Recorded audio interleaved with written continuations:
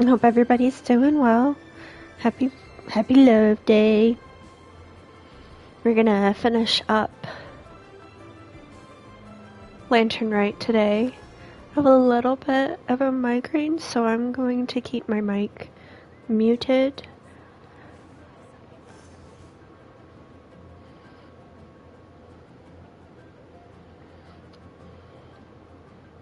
But we're gonna have a great time, regardless.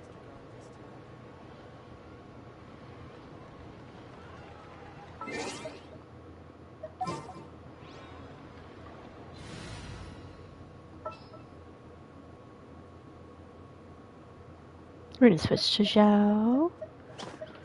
Conquering demons is what I do. Zhao is like a better brother than our sibling. I don't care if you picked Ether or Lumine. Zhao's the better brother. We can fight about it. Join the Adventurers Guild. You'll have a blast.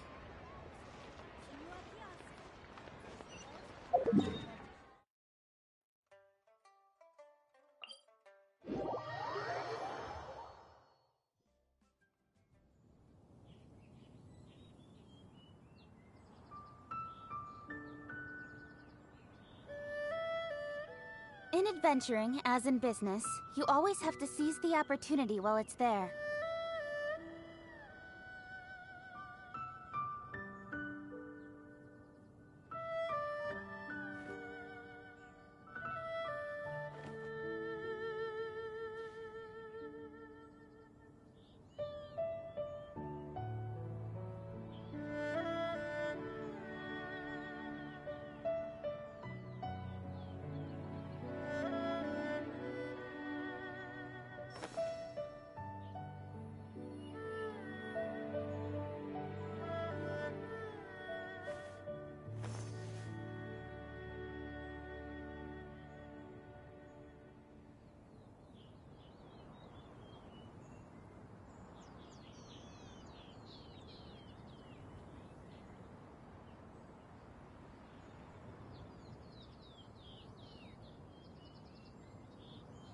Come on, enough procrastinating. Let's go.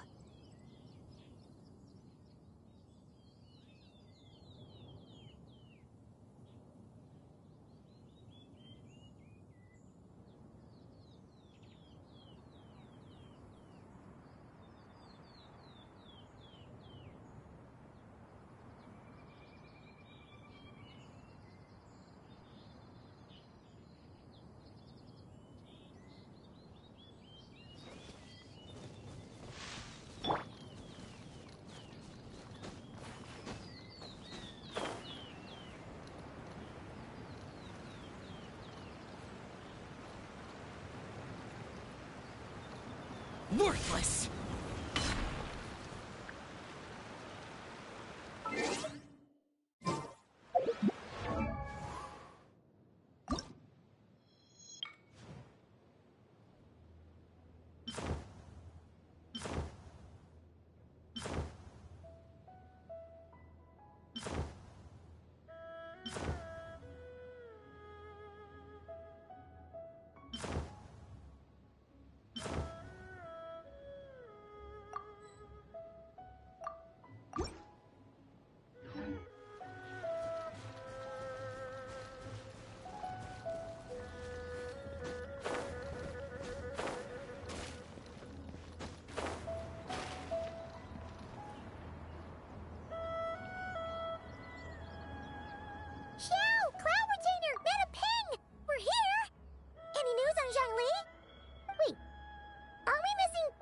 Adepti?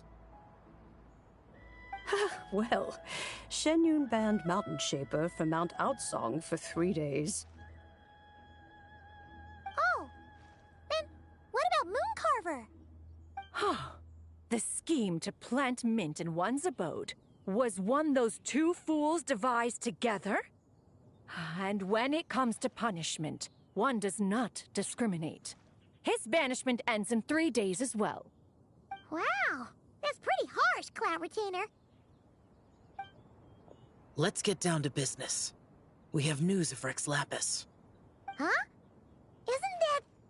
Yes, Rex Lapis's geopillar. It descended from on high this morning. He must have sent it for a reason, but it does not respond to our touch. So, what does he mean? Is he in trouble?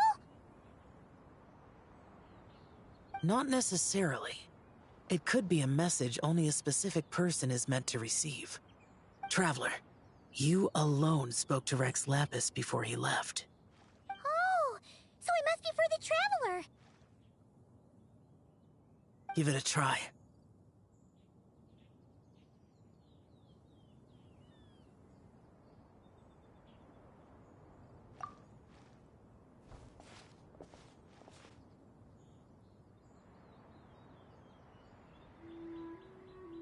Come to the spring on Mount Qingce.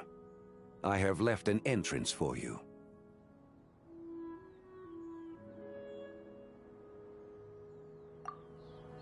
Well?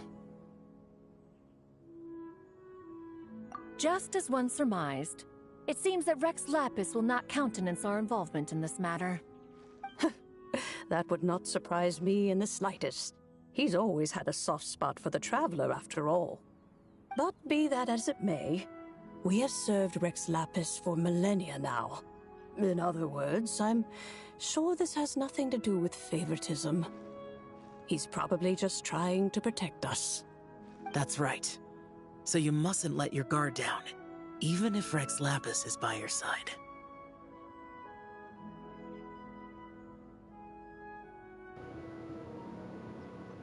See? Still a better brother. Alright, let's get going. We'll try not to keep you all waiting.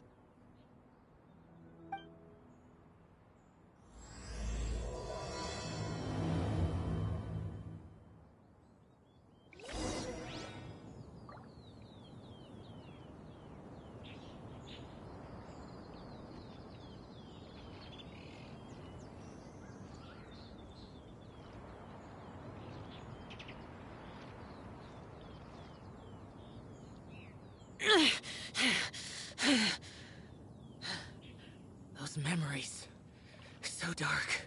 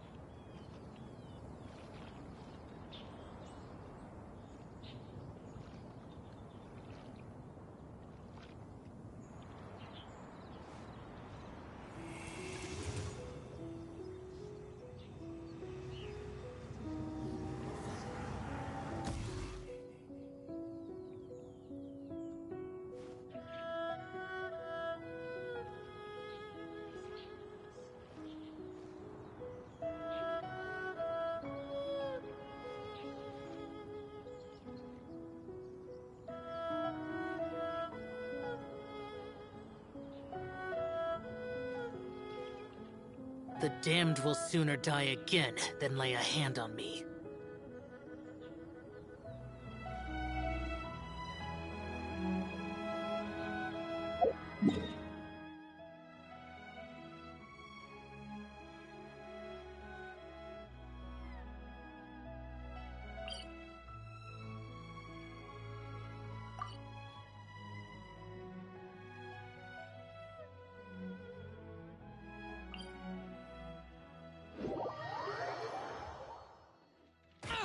Get out of my way!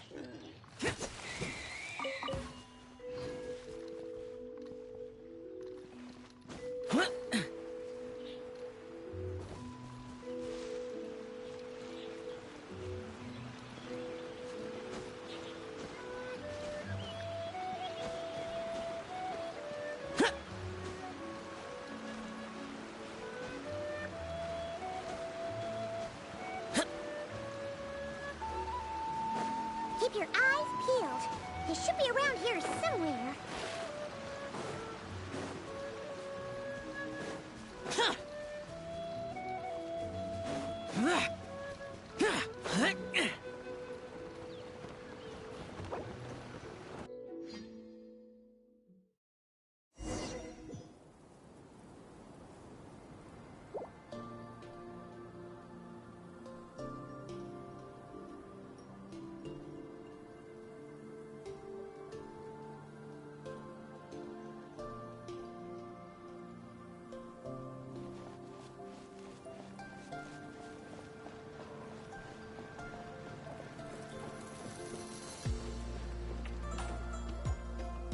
could have imagined that the once mighty Geo Archon might end up so, sitting on a humble stool in the woods, quietly weaving moon lanterns?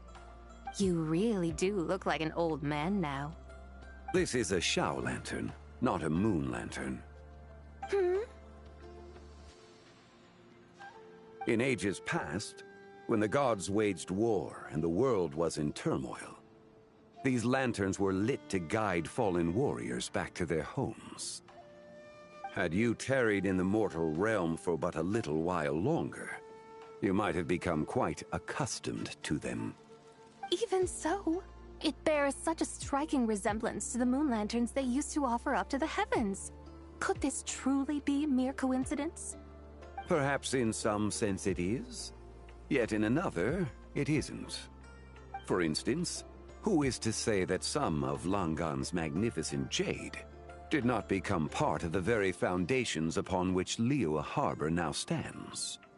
It is conceivable that this ritual was transmitted in such a manner too. Now, let's not let ourselves get carried away. For all its splendor, do not forget that, in the end, even Langan could not escape its heaven-sent fate. Alas, it is just a pity that the little creatures of this world may never again lift their eyes to the moon, even should misfortune befall them. But you, Geolord, now that you rule this realm, why take the trouble, not to mention the risk, to visit one who bears such profound guilt as I? Are you not afraid that you might be sullied by the curse of time that was laid upon me? There is no risk to speak of. At least, not in comparison to that which you took when you defied the heavens all that time ago.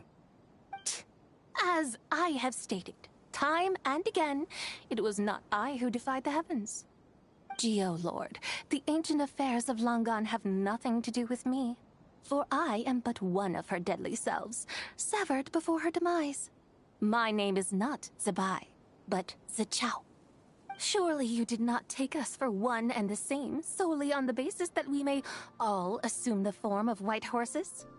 Sorry to break it to you, but you seem to have found yourself the wrong white horse. Anyway, do tell me, what urgent matter brings you here? Very well then. I have come to ask for Zebai's shade. Oh? So, the Geolord has set his sights upon Zebai's human soul. And what is it that you intend to do with it? The world outside is changing. With the new moon's birth, the confines of the Shadow Moon are gradually disintegrating. In other words, the heavenly soul is set to return. Consequently, strange phenomena have manifested within Langan's former domain, leading to the earthly soul's reappearance as well. The last of the trio, the human soul, is in your possession. Most intriguing. My intention is to gather all three together, so that an old friend may finally make her return. I must admit, it seems that some remarkable affairs are coming to pass in the outside world. Yet there is one thing you seem to have overlooked, Lord of Geo.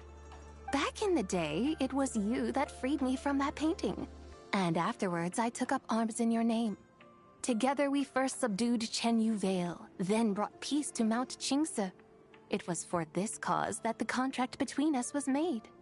But now that the debt has been repaid, what cause have you to expect my aid? Zebai and I have long been friends. Given not only that you were manifested from a corrupt desire within her divine form, but that you also possess a fragment of her soul, how can you purport to be the wrong white horse? I think you'll find that we are now as separate and distinct as any two beings ever were. What once shone with radiant purity has long become dust. What you see is no longer what it was. Oh, great Lord of Geo. Should this still be unclear to you, I bid you take your leave.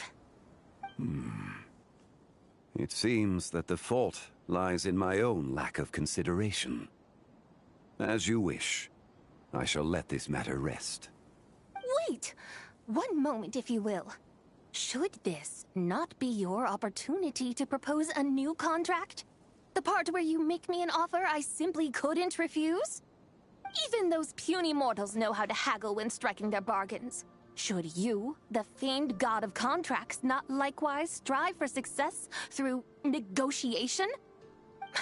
Come now, enough with the posturing. It's time to name your price. Very well. I had, in truth, prepared a new contract for your consideration. I knew you would not come before me unprepared. Yet, you should know that I want for nothing, for I live in the mountains, carefree and untroubled. Occasionally, I even find sport in teasing the mortals who stumble into my presence. Then why persist in telling them those ancient stories? I speak of what transpired before the sky collapsed and the earth sank into itself. That is merely my way of passing the time. And what of it? Would any believe, much less remember, the ramblings of a mountain hermit? Those tales have long since spread throughout the mortal realm. Who? Should my words prove insufficient, I invite you to see the world for yourself. To this end, I have found you a pair of trusty guides. The Lantern Rite is presently underway in Liyue, and should prove quite intriguing for you. So this, then, is the contract you have prepared for me? Indeed it is. Think of it as a contract for a one-day festive excursion. Surely you do not hope to offer this in exchange for Tsubai's shade. The foundation of my very existence for a little excursion seems a little steep, wouldn't you say? Why not see for yourself? You can always decide afterwards.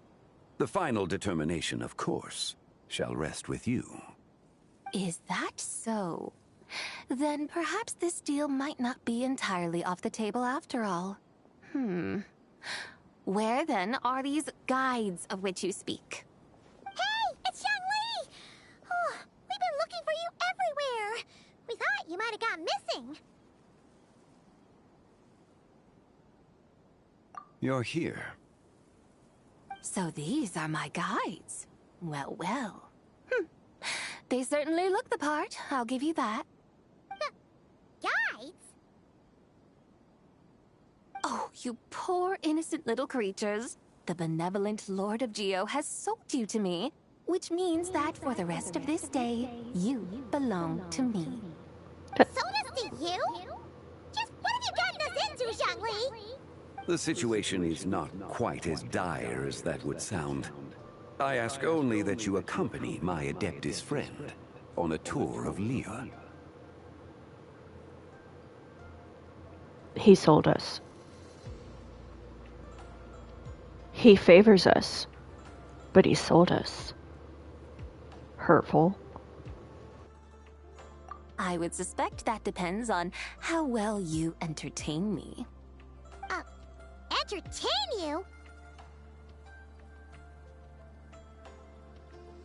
Let us start with this Liyue harbor of which I have heard so much. Nowhere is quite so fascinating as a place teeming with little mortals. How come this Adeptus sounds so different from what Paimon imagined? Okay, we'll take care of it. Get ready to find out why they call Paimon the best travel guide in all of Tibet. Look!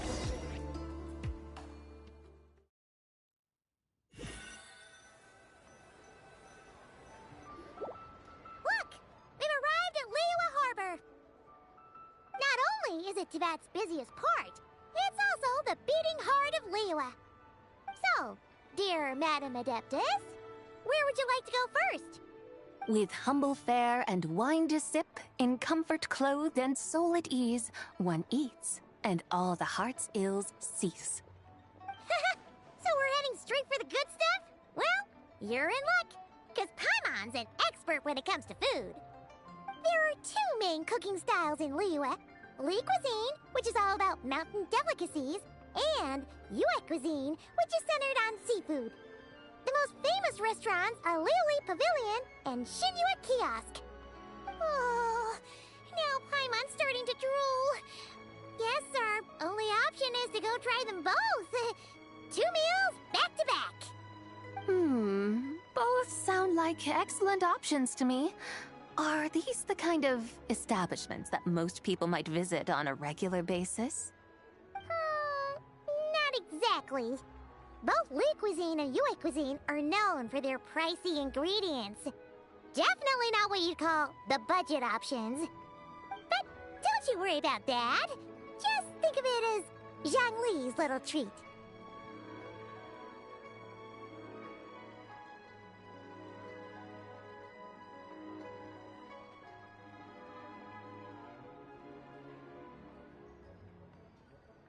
Come on! Aren't you supposed to be pals with Hu Tao?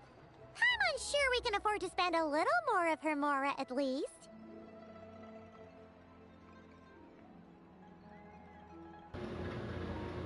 We have our own Mora, and Paimon has emergency food fund, and we're mooching off Hu Tao, just like Zhongli would. Lame. Hey! All Paimon wants is to provide our Adeptus with the best possible experience here. Don't you want that too? Both certainly sound like worthy choices. Just now, though, I happened to see a porter pass this way. Where might individuals like him go to eat? A hungry porter, huh? Yep. Nothing fancy schmancy there. Just tasty dishes made with simple ingredients in a variety of different styles. Most importantly, it's great value for money, too. No wonder everyone loves it, huh? Oh, and the owner happens to be a good friend of ours, too. One mean restaurant. Yes, even the name itself feels lively and down to earth. All right, let's make it our first stop. Yippee! That's a great choice, too. Alrighty, let's head over there right away. Paimon can't wait to dig in. Wamin Restaurant, here we come.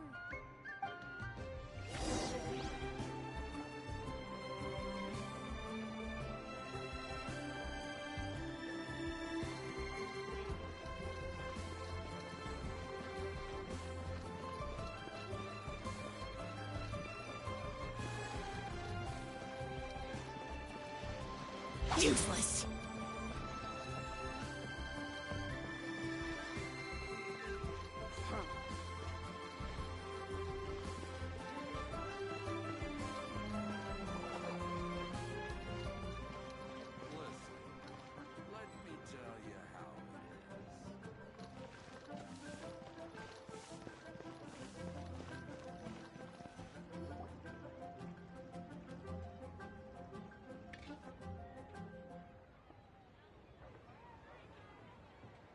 Xiangling! Chef Mel! We're here!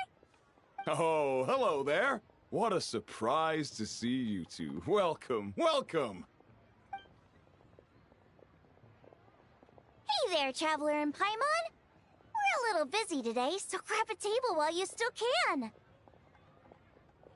But I don't think I've met this lady before. Is she a new friend?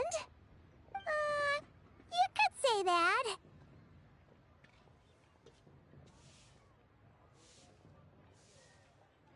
Oh, I see. Well, hey there. A friend of the Traveler's a friend of mine, too. Don't worry, we'll take good care of you. Just order whatever you want, it's on the house. By the way, I'm Zhongling. I cook here at One Mean Restaurant. What's your name? Miss Xiangling, have you ever heard of the White Horse Adeptus? Of course. What about her? I am her, and she is me. Huh? You mean you're an Adeptus? Oh, you young'uns crack me up. Come on, Xiangling. You've got to keep up with the times. Haven't you heard of cosplay? It's like a role-playing game where you dress up as famous characters and pretend to be them. Seriously, it's all the rage, and it looks like this young lady is quite the expert. Your friends sure keep their fingers on the pulse, huh, Traveler? Wow, Dad. Didn't know you were so tuned in. But how come I haven't heard about it? You gotta listen to our customers. Didn't I tell you to spend less time chasing after wild vegetables and more time making friends? You're even more out of touch than I am. Hey, I like making friends too. Isn't that what I'm doing right now? Anyway, even if it is just a costume, is it alright if I still call you Whitehorse Adeptus? Of course it's all right, because that's exactly who I am. Okay. I can see you're really committed to the role. How about I call you the real Whitehorse Adeptus instead? In that case, you can call Paimon the real Traveler. Yeah, right. You could have at least switched outfits. Puny mortals. Nevertheless, I suppose it might be amusing to indulge in your little charade for a while at least. All right, go grab yourselves a table. I'll come take your order in a bit.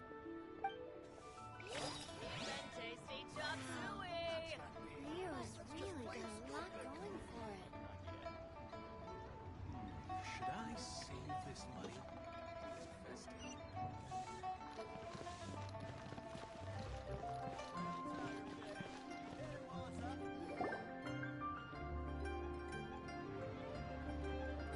Hello. May I ask if Miss Xiongling and Chef Mao are here? Yeah, they're just over there. Wait a sec. Aren't you? So, what would you like to... Huh? You're... Hello, Miss Xiongling. It's me, Lu Xiongxiong, the one who broke some stuff here at your restaurant a few days ago. I just wanted you to know how sorry I am. I honestly don't know what came over me. Please forgive me. Oh, it's you. You really gave me a fright that day, young lady. You didn't actually get food poisoning from our blackback perch stew, right? Come on, Dad. She's come to say sorry. It's all right, Miss Lu. You must have been feeling a bit off that day. You're looking so much better now, though. Why don't you grab a table, too? This one's on the house. No, I couldn't possibly. Hey, it's totally okay. We all feel under the weather sometimes, especially when we're away from home. Go on, find yourself a... yikes. Looks like all the tables are taken. Wanna come sit with us? We've got an extra seat over here. Thanks, guys. So what would you like to eat today? Feel free to order anything you like. I should very much like to sample your renowned poisonous blackback perch stew. It wasn't poisoned. That was all on me. So that's one portion of blackback perch stew. How about you guys? Paimon wants... Sure thing! Looks like Paimon's having trouble making up her mind. Anyway, I guarantee you'll love it. Let me think. Well, since the blackback perch stew is on the spicier side, I guess it makes sense to balance it out with a serving of stir-fried shrimp. And since it's Lantern Rite season, you better try out the triple-layered consommé and come and get it too! Those are our seasonal specialties. As for the carbs, since we've got a full table, how about some right at home? Along with our special chili mince cornbread buns. Trust me, you won't be disappointed. Then for dessert, I'll whip you up some Lucky Snow Delight. I just came up with it a few days ago, and I can't wait for you to try it.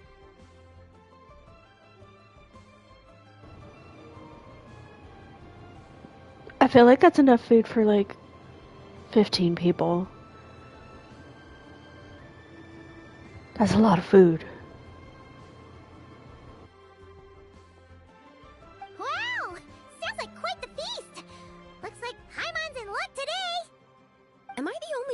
thinks that's way too much? Not at all. Don't worry, I know what I'm doing. And to top it all off, our star dish, Adeptus Temptation.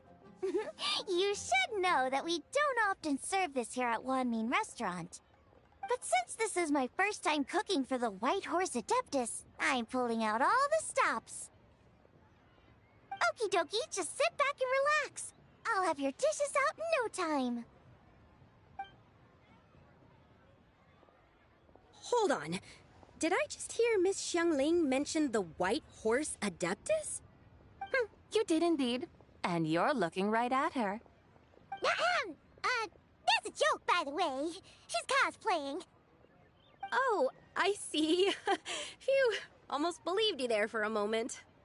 Tell me, little one, what business might you have with the White Horse Adeptus? It's a long story.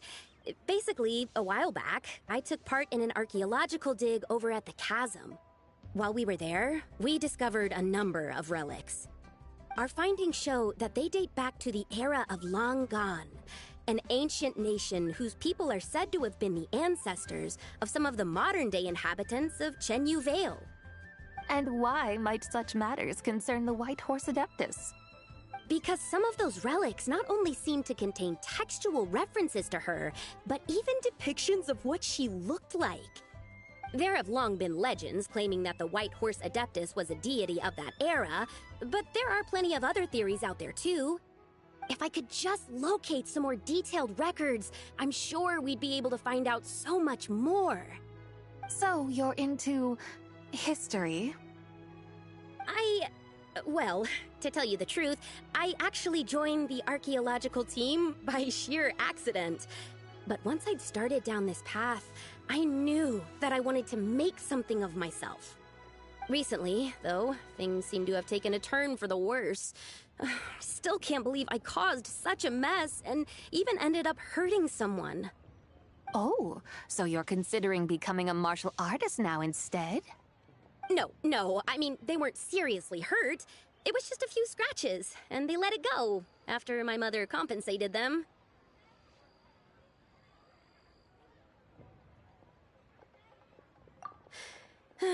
Either way, my career's pretty much over. And even though both the victim and the Ministry of Civil Affairs say they won't be pursuing the matter any further, my father says he's going to punish me according to our family rules. Family rules? Yeah, he's decided to ground me. I'll have to return to Chaoying Village after Lantern Rite, and goodness knows when I'll be allowed to leave again. Wow, that's harsh. Sounds like the kind of thing only rich, super traditional parents would do. We're not exactly rich, though. All we own are a few tea fields in Chaoying Village and a guest house in Liyue Harbor. A guest house? It isn't Baiju Guest House by any chance?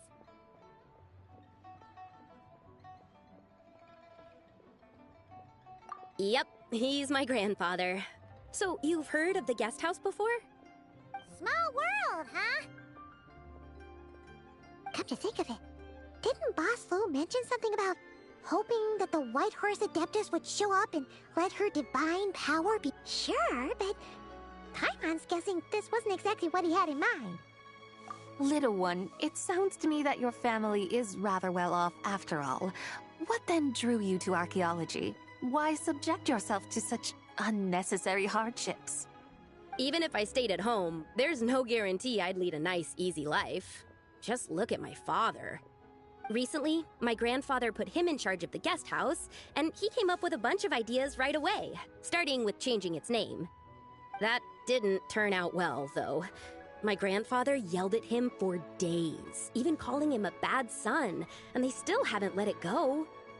Oh! Paimon thinks we might have heard about that too. Long story short, being dependent on others is never fun. You just end up being completely under their thumb. That's why I want to make it on my own out here, no matter how hard it is. After all, as the saying goes, to rise above others, one must endure the hardest of hardships. What's so funny about that? You poor, innocent little creatures never fail to amuse me. To think you would endure all manner of hardships in your brief time on this mortal plane, and all that merely to rise above others. I would have thought that the wiser path would be to simply roam this world as I do. Huh? Tell me, what is it that you truly delight in? Archaeology? Martial arts? Tea planting? Or perhaps the keeping of a guest house? What I delight in? Yes. Surely there must be something you don't find quite so exhausting. Whatever delights you should not feel like a burden. But do things like that really exist? Of course! Take Miss Xiangling, for instance. I defy you to detect even a hint of hardship on her face when she wields her walking spatula. So, since it seems you are resolved to tread the rocky path, you should strive with all your might to pursue that which brings you delight. You mean, like cosplay? I suppose you might say that. Looks like the White Horse Adeptus is really getting into her role. I think I get what you mean then. Maybe I should have a chat with Miss Xiangling before I head home. Okay, everyone. Sorry to keep you waiting. Here's your food. Wow. It all smells so good. Oh, finally! I get to try that famous poisonous stew. Hey! Didn't you hear what Shang Shang said? It wasn't the stew. If anyone's to blame, it's that other you. What's up? How fiercely this mortal fare burns upon the tongue!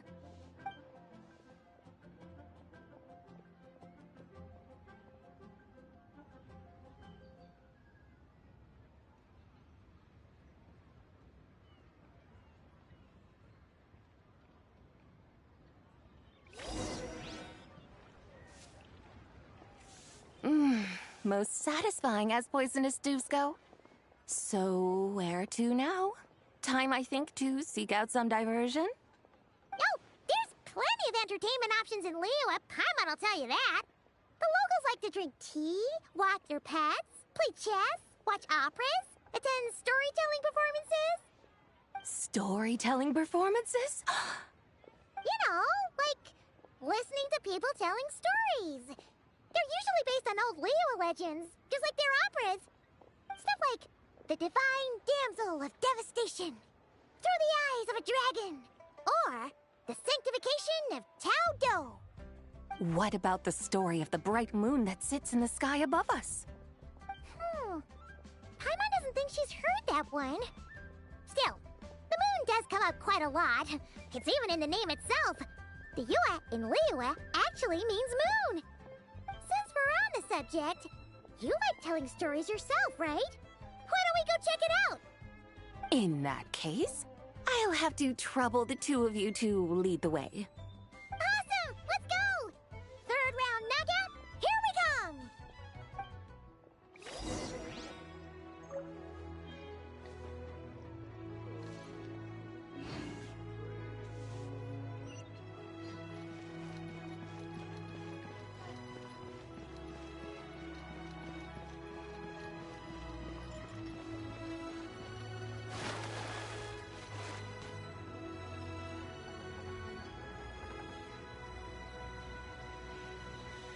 What a tongue twister. I'd have made a complete fool of myself if I tried to say it on stage without practicing it first. Huh. Call yourself Iron Tongue, Tien. Wobbly Tongue, Tien, more like.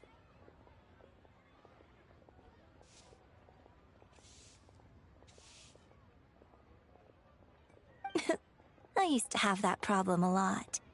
But if you just take your time to grasp the meaning and commit it to memory, you'll be able to say it smoothly in no time. You're right, Miss Yoon. I'll give it another try.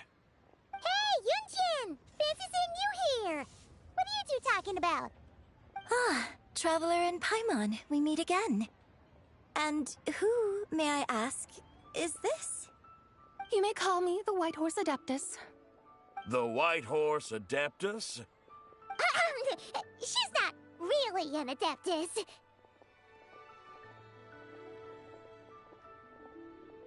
I see.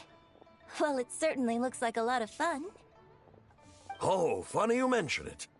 This type of thing is actually something I'm quite familiar with. Once, to perform Through the Eyes of a Dragon, I decided to imagine that I was Rex Lapis himself.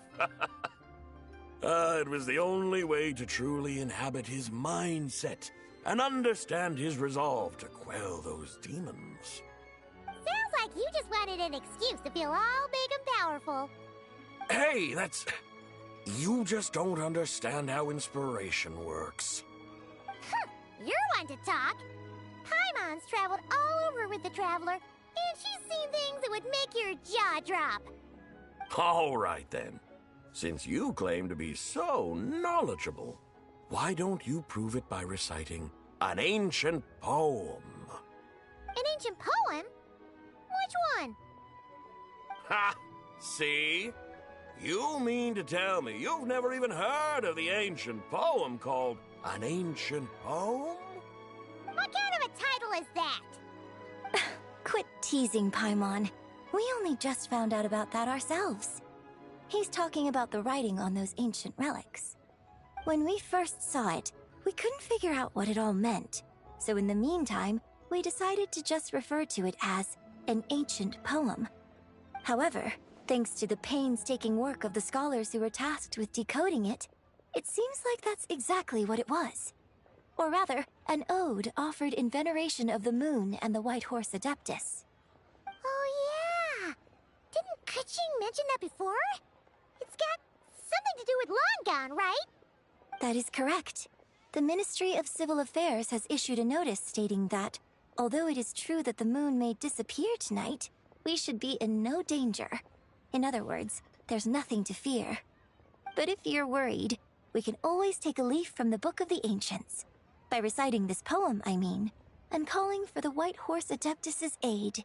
If we do that, I'm certain she'll protect our moon and keep us safe. Whoa, seriously? Paimon has to get a look at this.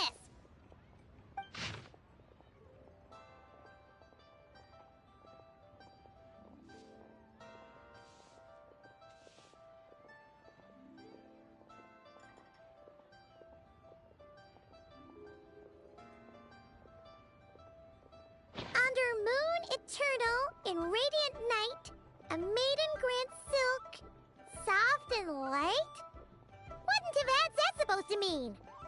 Under moon iridescent, in night divine. Blah blah blah, something cloth so fine. Something about fields being plowed, something else about seeds being sown from the earth. Seriously? What is this? The fields are plowed, the seeds are sown, and from the earth, life is grown. Whoa! You did that without even looking! Bravo! Bravo! We have an expert in our midst. Looks like this young lady really does know her role inside out. If I didn't know any better, I'd have taken her for the real deal.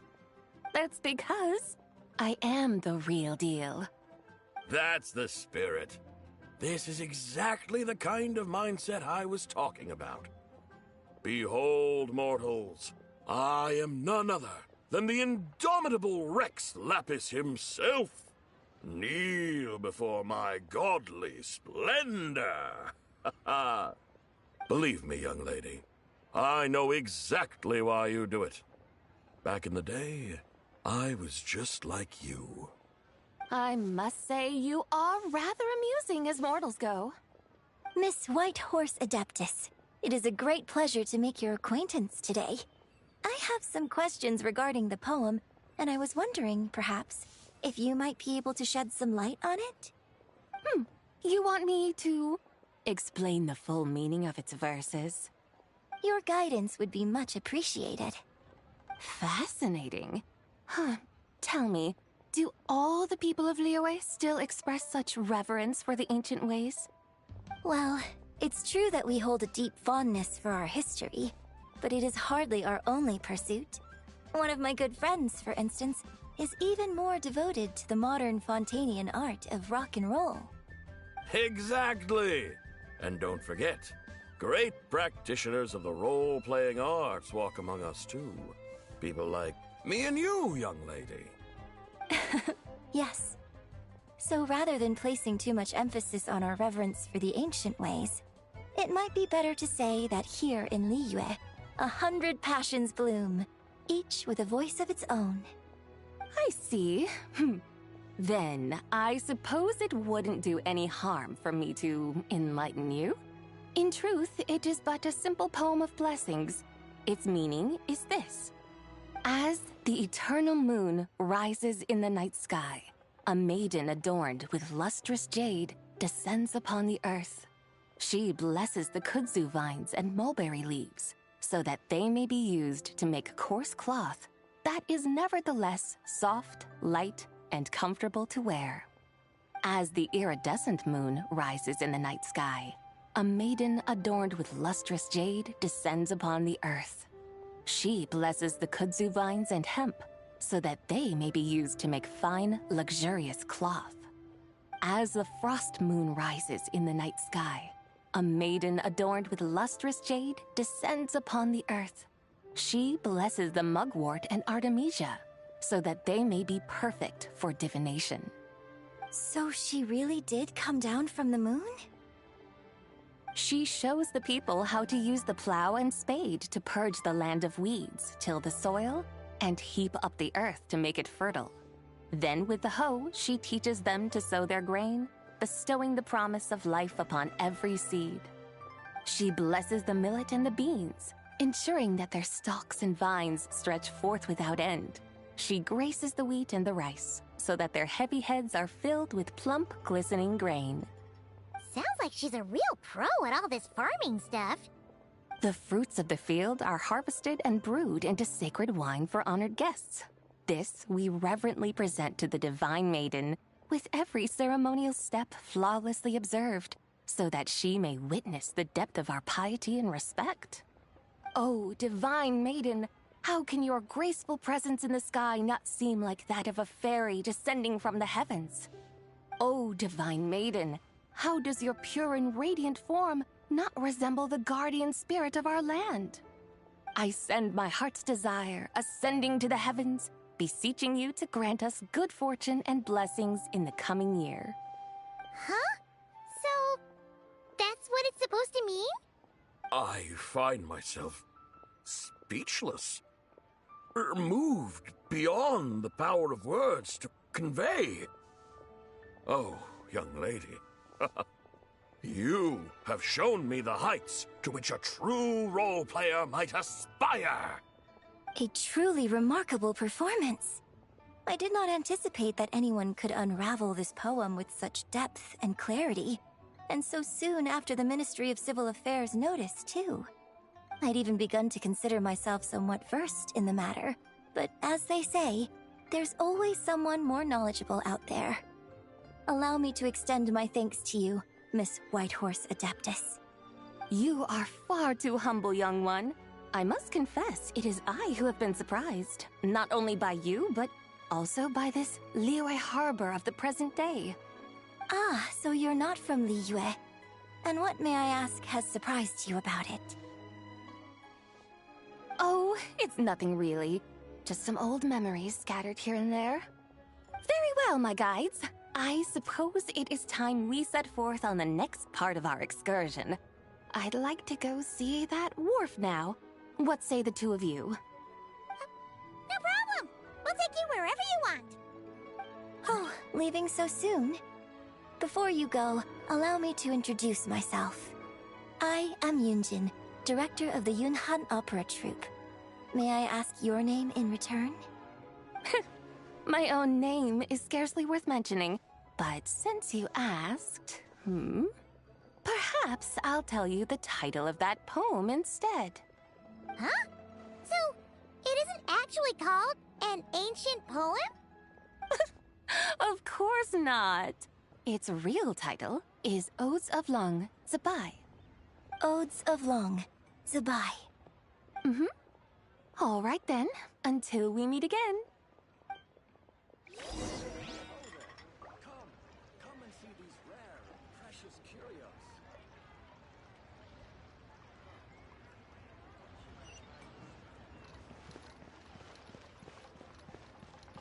Try your luck betting on Jade?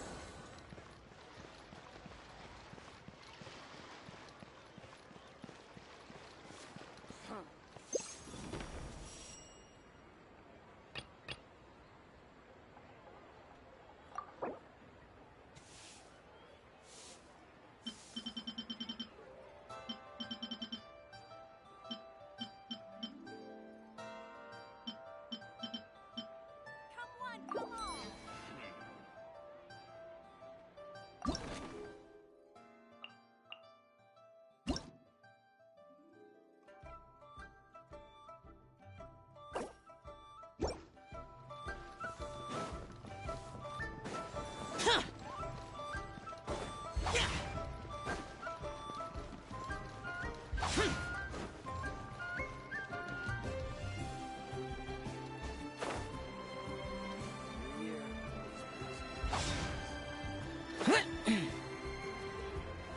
So lively.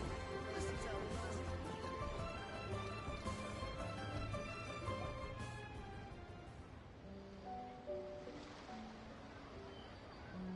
Hey, Ganyu! I almost forgot to mention.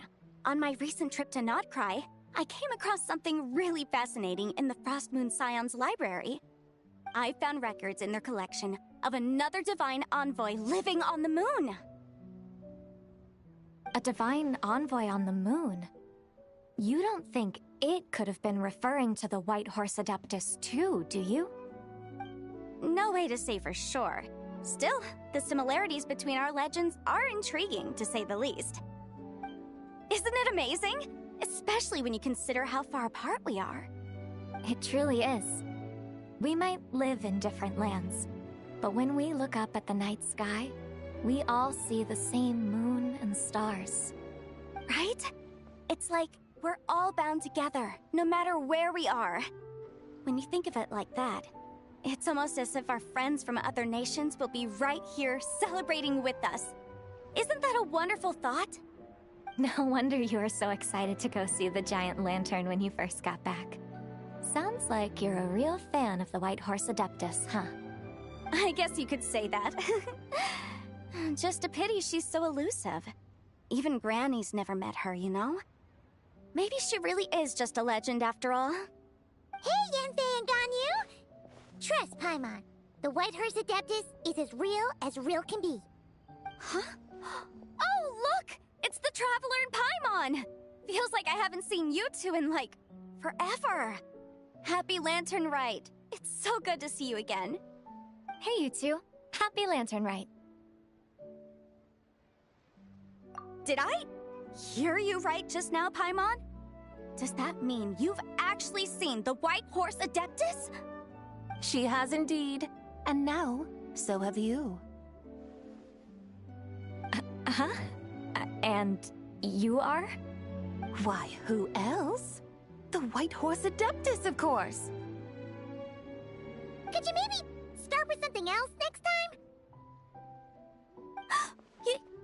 You're the White Horse Adeptus?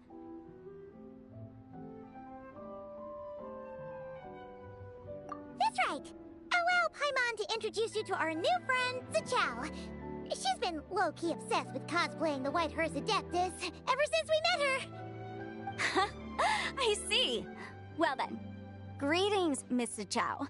My name is Yanfei, and recently I've been low-key obsessed with learning everything I can about the White Horse Adeptus. I'm sure the two of you will get along like a house on fire. Oh, and by the way, I'm Ganyu. So, Miss Zichao, you must be here to see the giant lantern too, right? Hmm? A horse-shaped Zhao lantern? Is that what I think it is? That's right. A lantern made to honor the White Horse Adeptus herself. Isn't it gorgeous? Huh? What are you laughing both the lantern and myself. What do you mean? Oh, this lantern truly is an artistic masterpiece. But tell me this, have any of you ever seen a horse before? Come to think of it, Paimon can't remember ever actually seeing one herself. What about you, Traveler?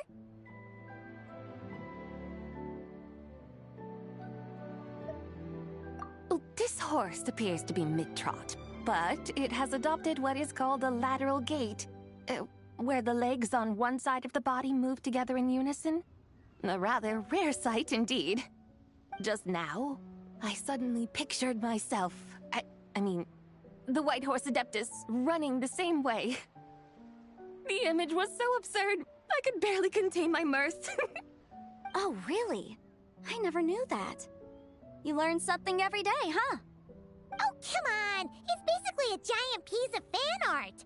Who cares if it's different than the original?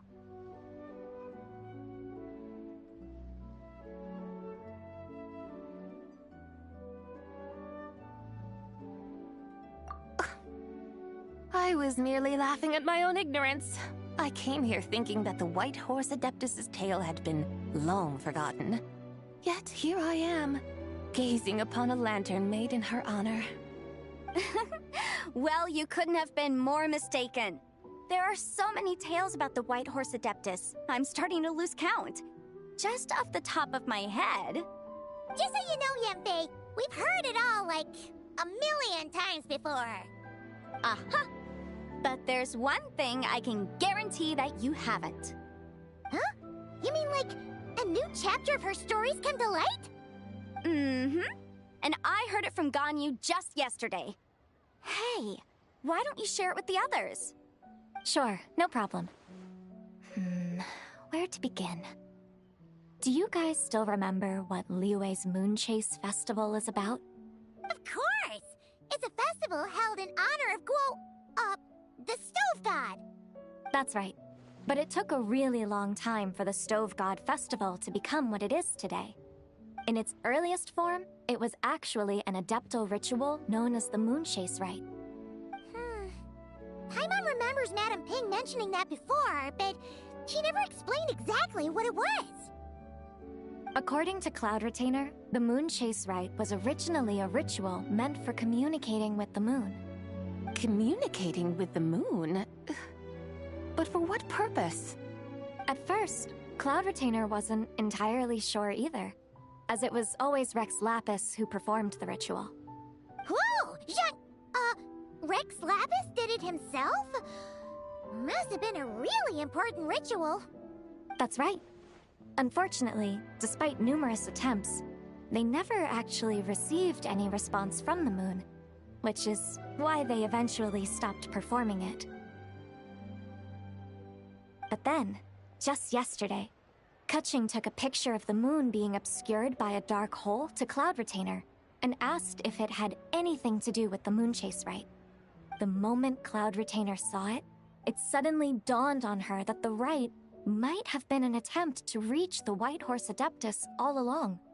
Does that mean Zhang Li's been trying to bring back the White Horse Adeptus all this time? So how about that? Bet you never thought there might even be a link between the White Horse Adeptus and the Moon Chase Festival.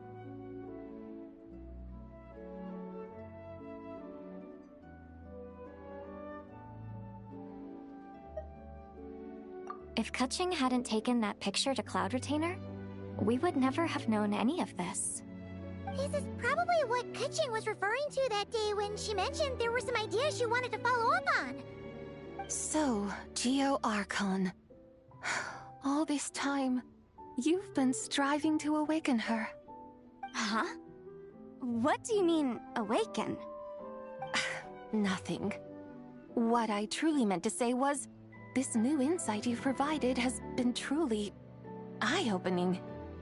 Oh, by the way, my trusty guides, I've been meaning to ask, where in Liyue Harbor might one enjoy an expansive scenic view? Huh? We're off to the next stop already? But Paimon's barely done digesting that lore bomb just now. All the more reason to find the right spot to let it sink in. Oh, so that's what you're up to. A tour of Liyue Harbor? In that case, if you're looking for a spot with a panoramic view, I'd recommend Yujing Terrace. That's a great idea! Since the terrace is on higher ground, the sea view from up there's so much better. Great! Well, the Lantern Rite's about to start, so we should get back to Granny's now. Hope to see you all at the festival tonight. Oh, you're off too? All right then. See you both soon. See you soon.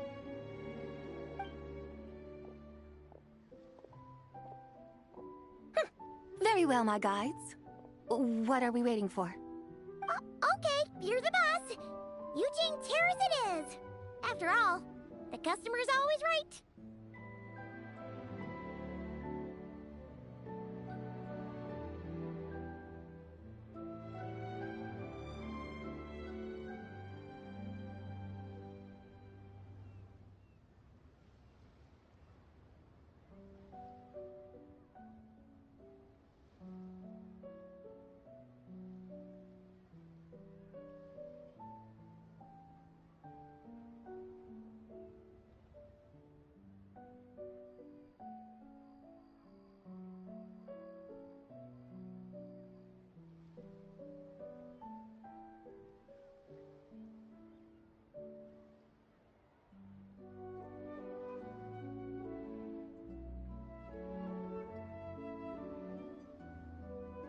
Something else you needed to do?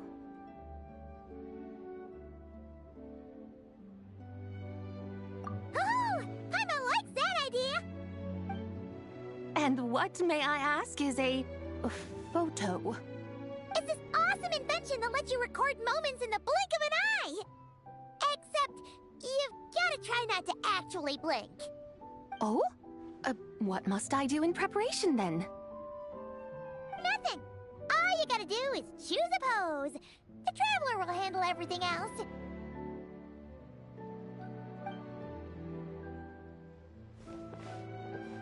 Come on, let's give it a try. Look!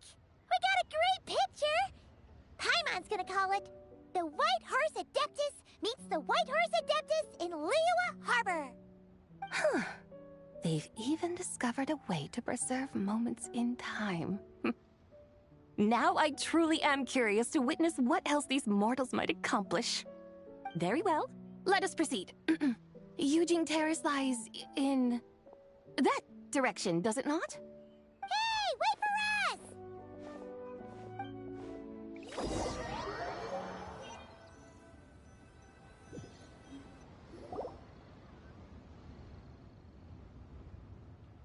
Truly a marvelous view if ever there was one. It seems the charm of this Liyue Harbor is only heightened by the sun's dying light. And soon, people will start releasing their shell lanterns to mark the most important day of the year. Practically everyone will be with their friends and family, eating a big meal, chatting, and even setting off fireworks. Trust Paimon, it'll look even more amazing then. What do you say? Want to stay to see that? No need. Let us bring this weary day to a close. Weary day? You mean, you didn't enjoy your tour? I had imagined you would arrange for me to witness some grand spectacle. Perhaps the descent of divine beings, the manifestation of the sacred before mortal eyes, or the appearance of a selfless hero come to aid the helpless and downtrodden. Or, should that not come to pass, then at the very least spend a little more coin. For that, it seems, is how one finds true enjoyment. Alas, but there was none of these. Instead, we merely filled our bellies, listened to tales, and gazed upon a crude imitation of my likeness. And now the sun begins its descent. What a day of quiet tedium. Well, we're so sorry. If we'd known that was what you wanted, we'd have done it all differently. It's all that Zhang Li's fault for not making the customer's requirements clear. Well, it's too late now. Do you still believe I would part with that soul fragment now so intertwined with my very being. But...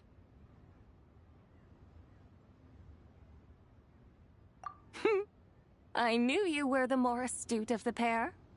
Huh? You were just trying to scare Paimon? It seems the realm of the Geo-Archon has a way of making one more stony-faced. So, you were just pulling Paimon's leg? Of course. I was merely engaging in a little banter with the two of you. Long ago, I shared tales with various mortals who chanced upon my mountain abode. Never did I imagine that those stories would endure. It seems I greatly underestimated them. Perhaps, as your Geolord said, a few pieces of ancient Langan's magnificent jade have truly become part of the very foundation of this land. So, you've decided to help us? Again, that goes without saying. I made up my mind some time ago now.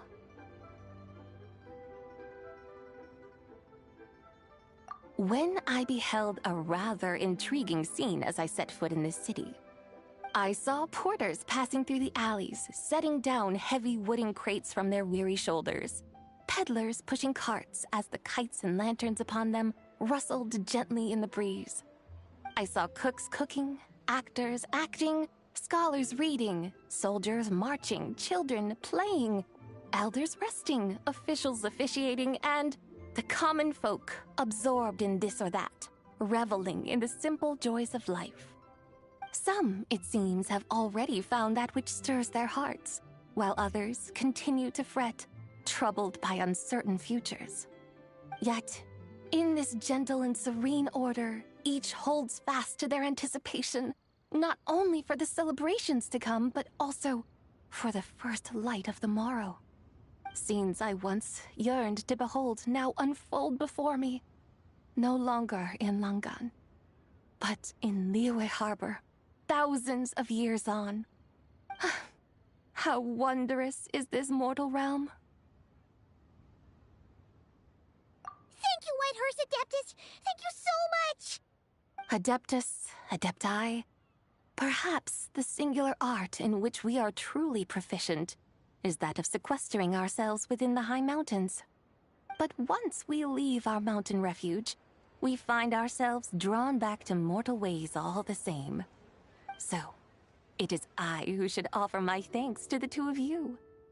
Traveler, Paimon, you have made this day more delightful than any I've known in a long, long time. Come now, and take what it is you need.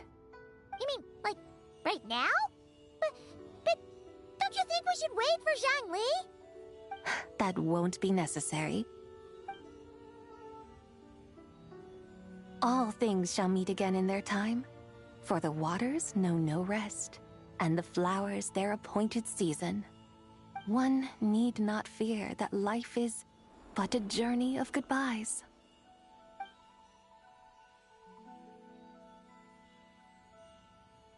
Is she gone?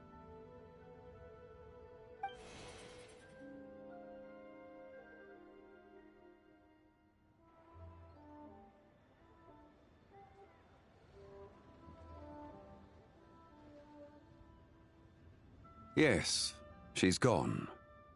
A deadly self is formed from the body's impure vapors, so naturally it cannot survive long in this world.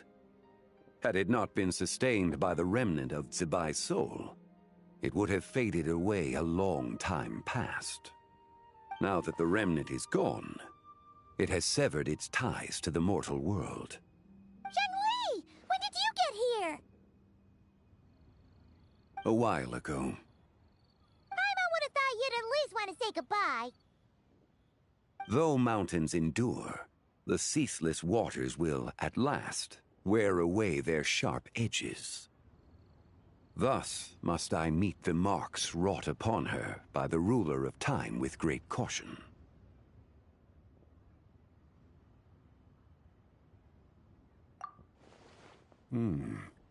It may be goodbye for now, but someday we will meet again.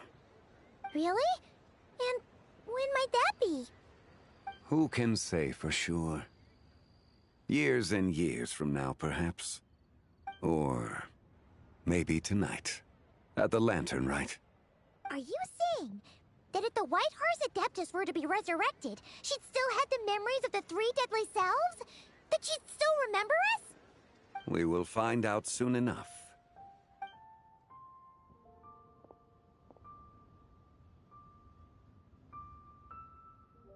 It is time. The rite is about to begin.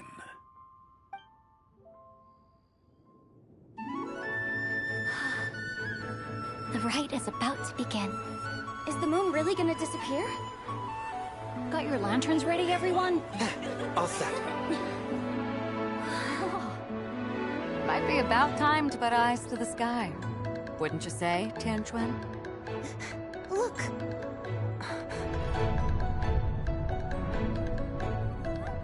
When the sun's out, eat the sun. When the moon's out, eat the moon. Whoa, is this the lunar eclipse? Under moon eternal, in radiant night, a maiden grants silk, soft and light. Under moon iridescent, in night divine, a maiden grants fiber her cloth For so you. fine. Under moon of frost, in night so great, a maiden grants tools to divine our fate. The fields are plowed, the seeds are sown, and from the earth, life is grown. The seedlings stretch, the crops do rise, and all unfolds before our eyes. Fruits are gathered, sweet wine is poured. These gifts we offer to our Lord. Pure is heaven, so fair and bright, she shines as light in this dark night. And with her does this, wish take flight.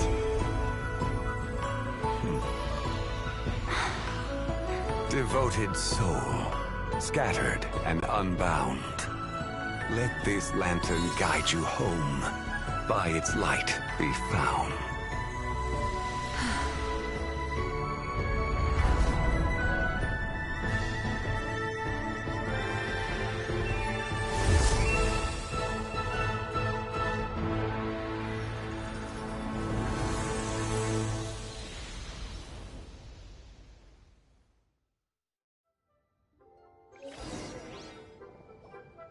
Did we do it? Do we finally get to meet the real White Horse Adeptus?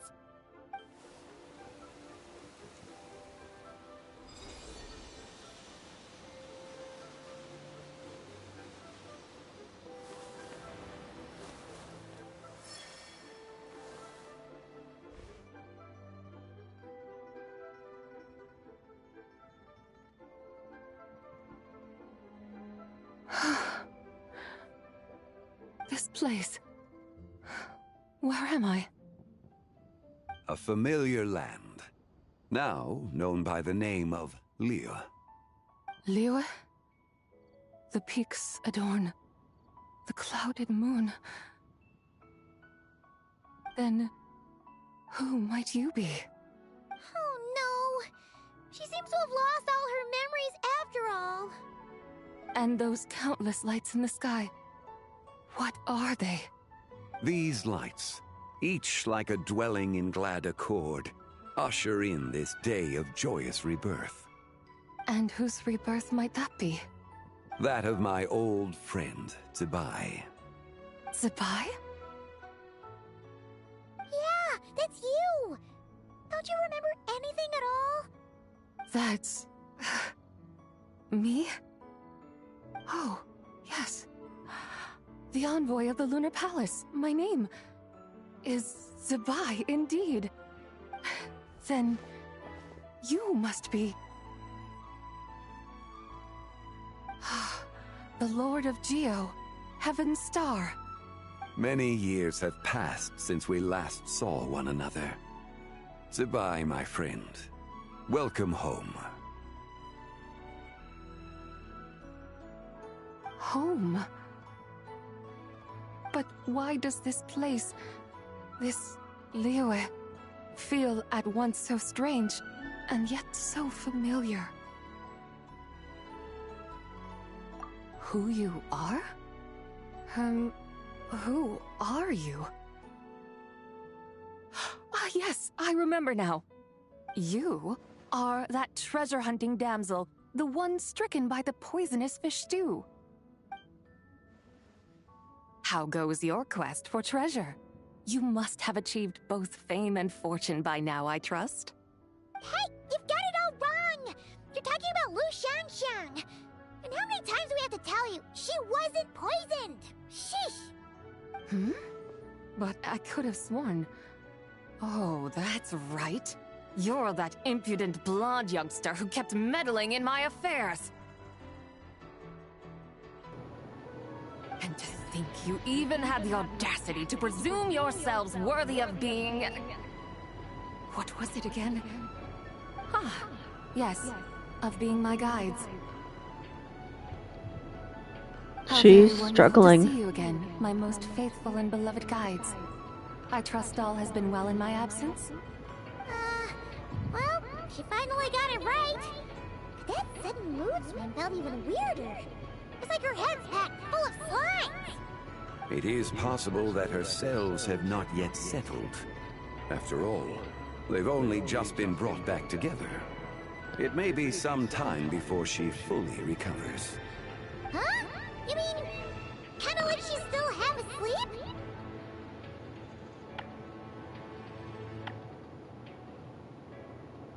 That I cannot say for certain.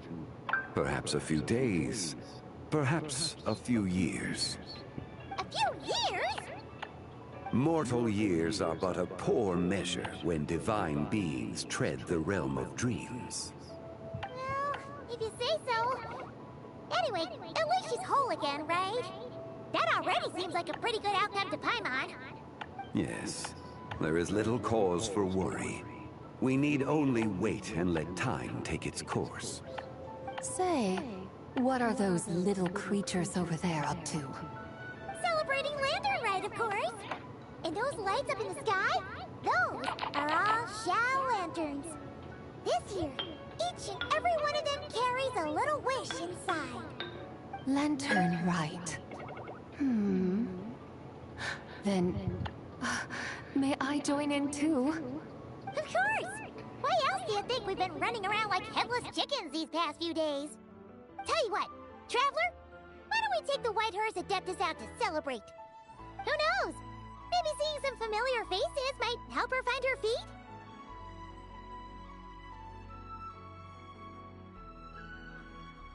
Hey, Zhangli! You've got some time on your hands now, right? Why don't you come along with us? By no means a bad idea, Paimon. Oh, and Sabai, before Paimon forgets, when we meet the others later, remember to wish them a happy Lantern Rite! Happy... Lantern Rite? Happy Lantern Rite! Yes, happy Lantern Rite indeed. Well then, let's go!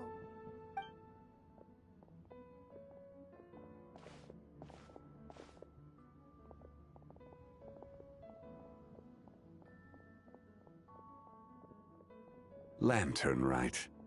A night of joy, reunion, and moonlit blessings for all.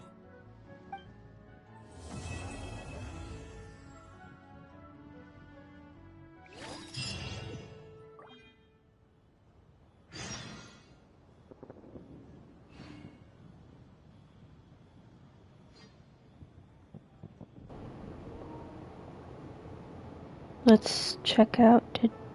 I thought I heard fireworks, but I guess not.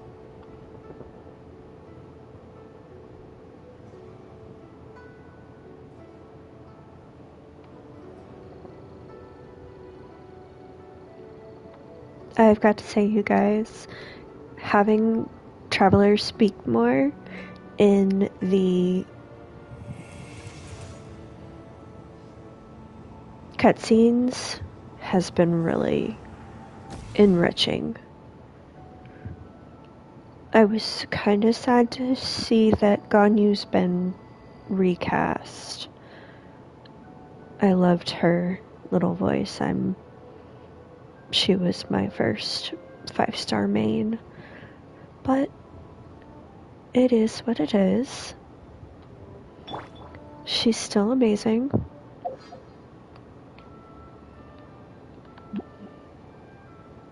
This was her Lantern Rite outfit.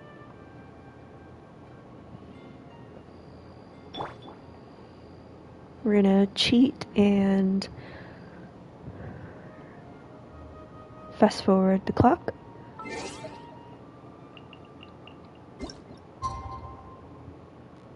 The morning of the day after tomorrow.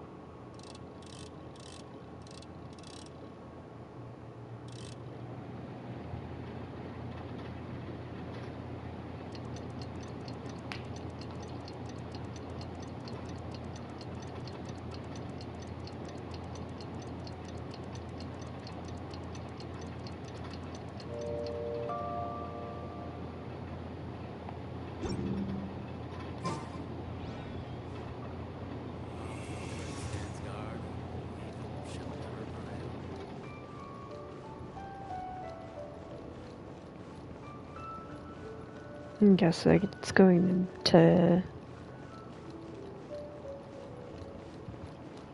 switch over probably around 8 in the video game time.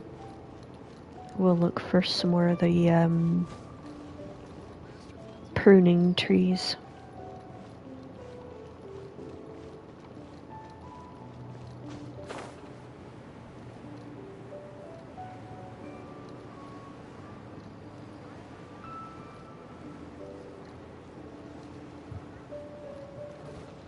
Oh.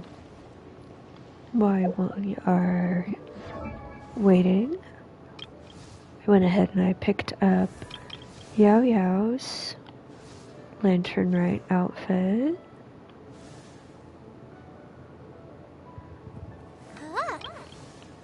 Stop that.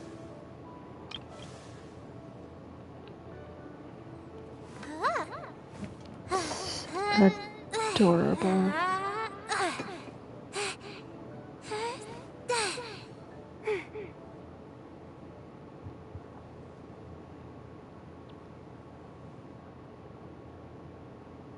I've done a nail look for her prior.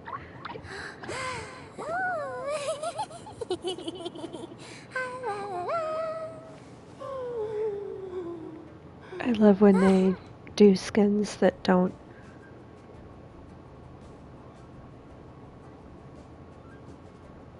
match the original outfit of the character.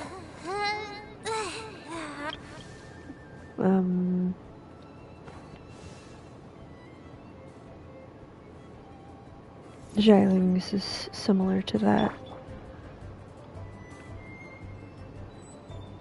Still easy to go adventuring in like her prior outfit, but just a little bit different.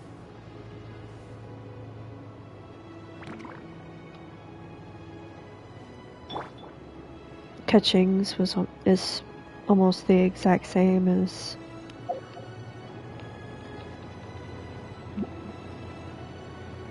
her original outfit.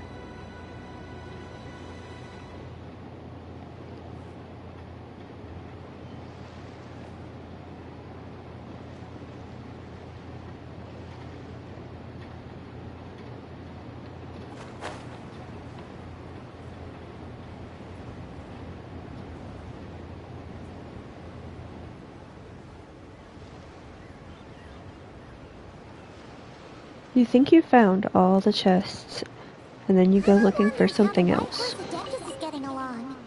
Maybe we should check in on her? We can ask Zhangyi where she is.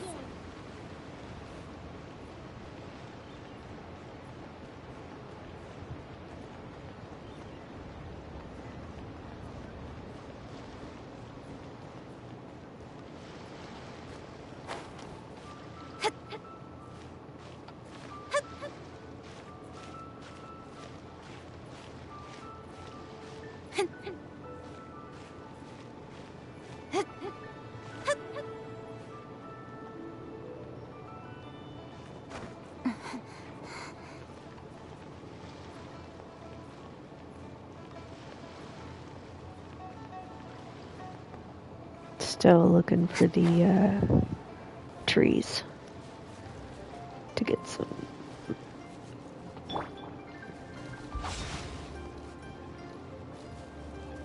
Oh, well.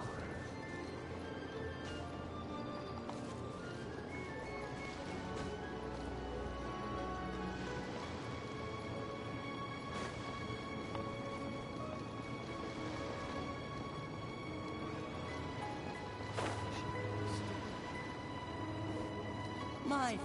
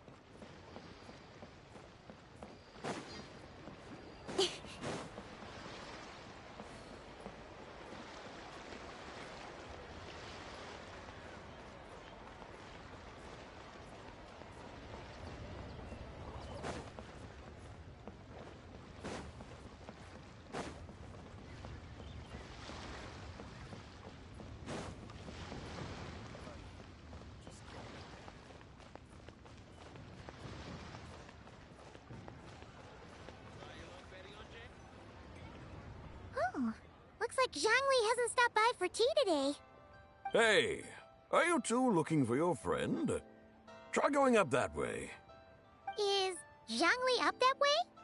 No, but that young lady who was dressed up as the White Horse Adeptus the other day is. She's your friend, right? I just saw her head toward Wanmin Restaurant. I was wondering why she was eating alone. But then you two showed up hot on her heels. Oh, what luck! We were just on our way to find her. But what's she doing at Wanmin Restaurant? I have no idea. I said hello, but she completely ignored me. She couldn't have forgotten who I am, right? I mean, we're kindred spirits, aren't we?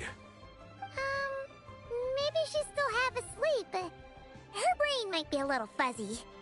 Oh, that makes sense. I was wondering why her eyes were so red. Her eyes were red? Oh, that doesn't sound good.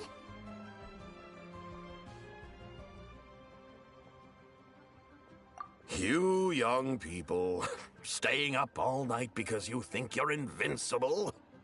Look at your friend. Missing out on sleep so she can pretend to be the White Horse Adeptus. That's where that leaves you, you know. A word to your friend from someone who's older and wiser. She really needs some rest.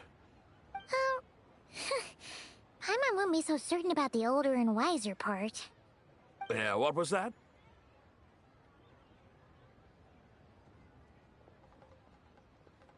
Hurry along, then. Oh, and don't forget to come back and check out my Rex Lapis cosplay when you're done.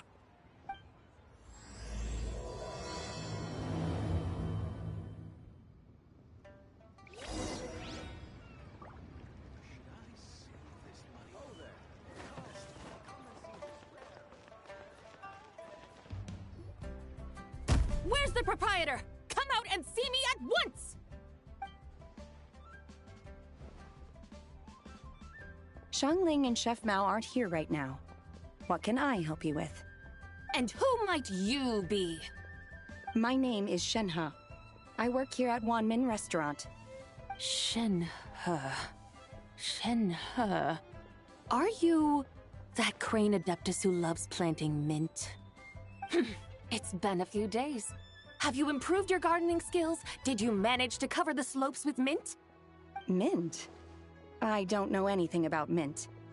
But I am familiar with Qingshen and glaze lilies. Ha! Already casting mint from your mind. How can a practitioner of self-cultivation be so fickle, chasing after every new plant that catches their eye? I'm not sure I get what you mean. Are you delirious from hunger? Would you like something to eat? Shenhe! Whitehorse Zabai! So this is where everyone is! Traveler, Paimon. It's been a long time. Happy Lantern Rite. Is this customer a friend of yours? Don't mind her, Shenhe. She's just a little cranky because, she didn't sleep well last night and she's only just woken up. Look how red her eyes are. I see. In that case, Miss Zabai, I have a tonic here infused with Qingshen. It's cool and soothing when applied to the eyes. Would you like to try a few drops? Stop right there! Who are you two noisy children? Hey! Have you forgotten about us already? Guides. Yes, I seem to recall something about some guides. Ah, yes, now I remember. What luck! I was just looking for someone to show me the way to Elong Wharf. Huh. Is she starting to come around?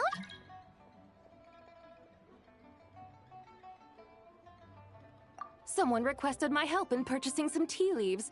I was informed they have discounted prices during the festival and that I shall get a good deal there. Tea leaves?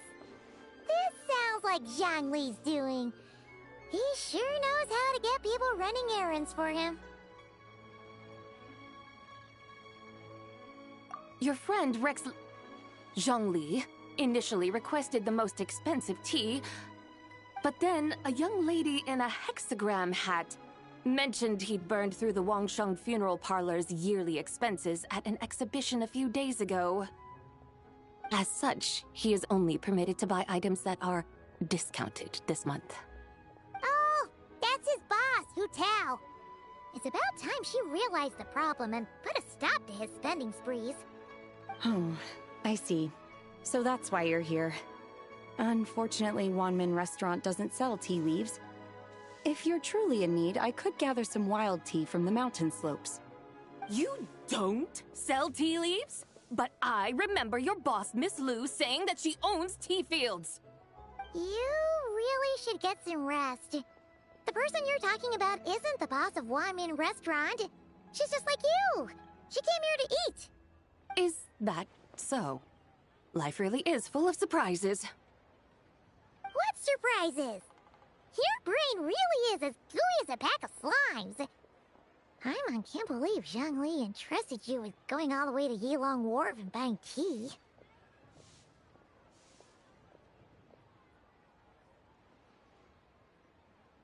That would be excellent, my dutiful guides. Ah, yes, Miss Crane. I apologize profusely for my improper behavior just now. Please forgive me.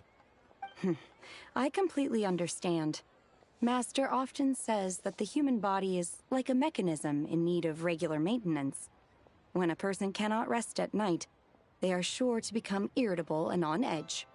Miss Crane, you appear reasoned and compassionate on the surface, yet I sense dark forces churning within your spiritual core. Those red ropes you wear are what bind them, am I correct? Oh. You can sense that? Indeed. I also sense that with your strength, you might try undoing one or two of those bonds when training. Untie Shenhe's ropes? Wouldn't that be risky? Though the use of red ropes to bind the soul is a wondrous technique, practitioners must eventually learn to break free from external aids and look within themselves for restraint. Master has told me similar things, but I am not ready yet. Your self-cultivation has progressed far enough. Then I will seek further guidance from my master. If you still have doubts, you can find me at the Baiju Guest House. I'll be taking up residence there for a while. For now, my dutiful guides, let us be off.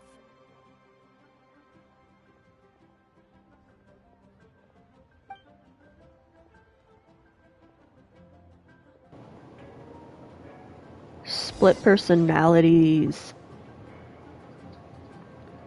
They can't seem to combine.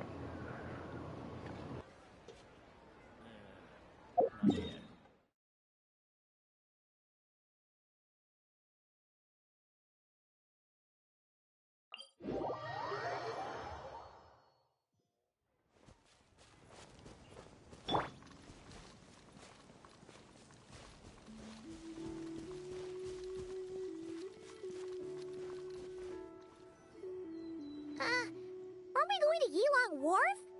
How do we end up on this mountain? Is that small town over there not Elong Wharf?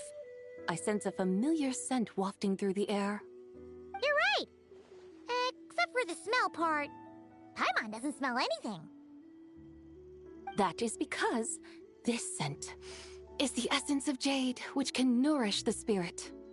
Oh, yeah! Shenyu Vale does have a lot of jade, but Paimon didn't think jade smelled like, anything. Naturally, this has reminded me of something. Hmm? And what's that? A few simple tricks for mastering one's power.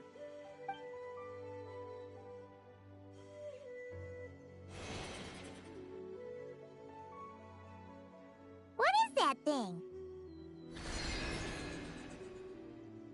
I'm sure you've been to Elong Wharf many times before, but I wonder if you've done so while cruising through the air. You've been such dutiful, dedicated guides, so allow me to offer this fresh experience as recompense. Please step in.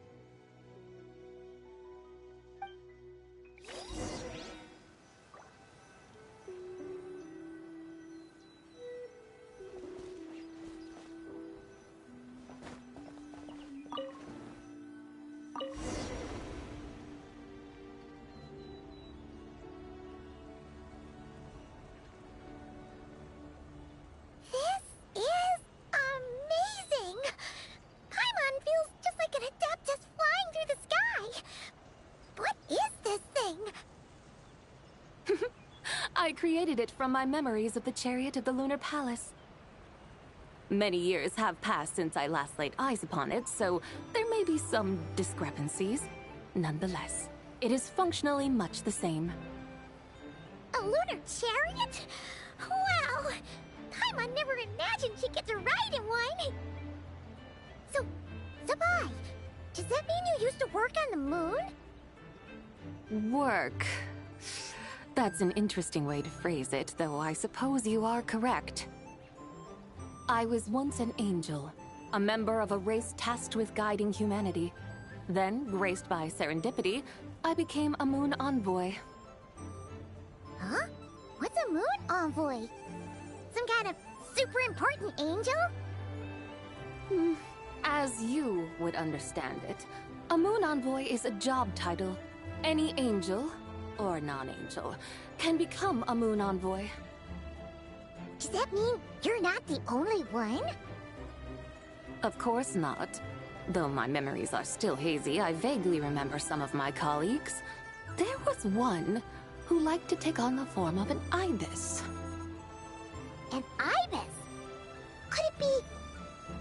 Can all moon envoys turn into animals? Does it mean Rauma could take that job? She can turn into a deer, and moon chanters are some sort of Luna envoy anyway, right? Moon chanter? I have no idea what those are. Oh, okay then.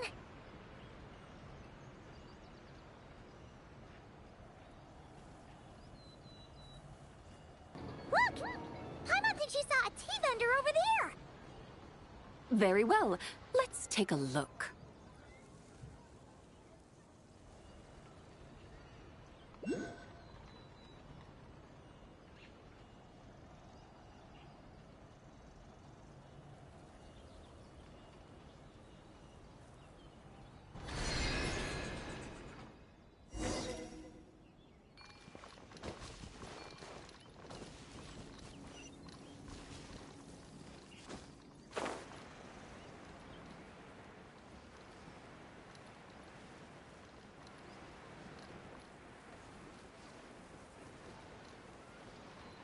here! Welcome, please have a look around. We only sell teas of the finest quality sourced directly from Chaoyang Village. Right now we're offering a special discount for Lantern Rite. Look over there! Discounted tea!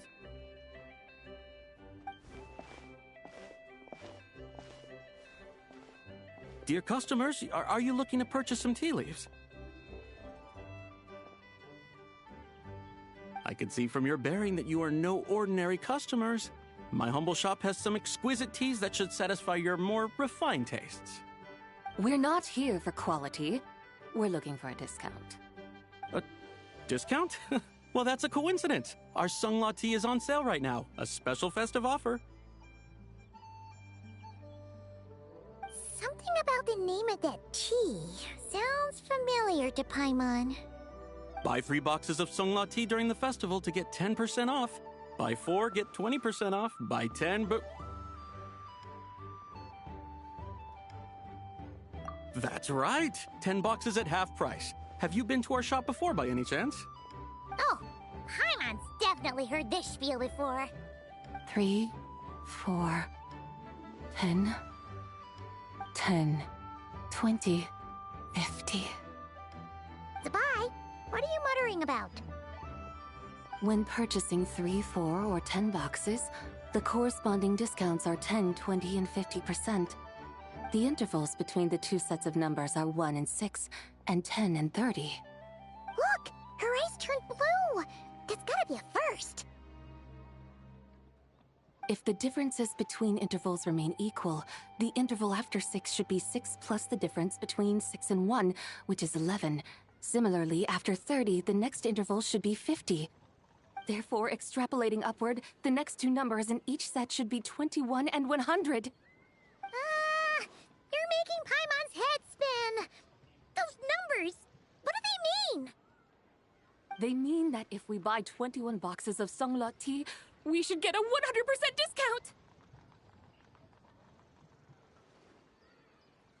100% discount? You mean we'll get them for free?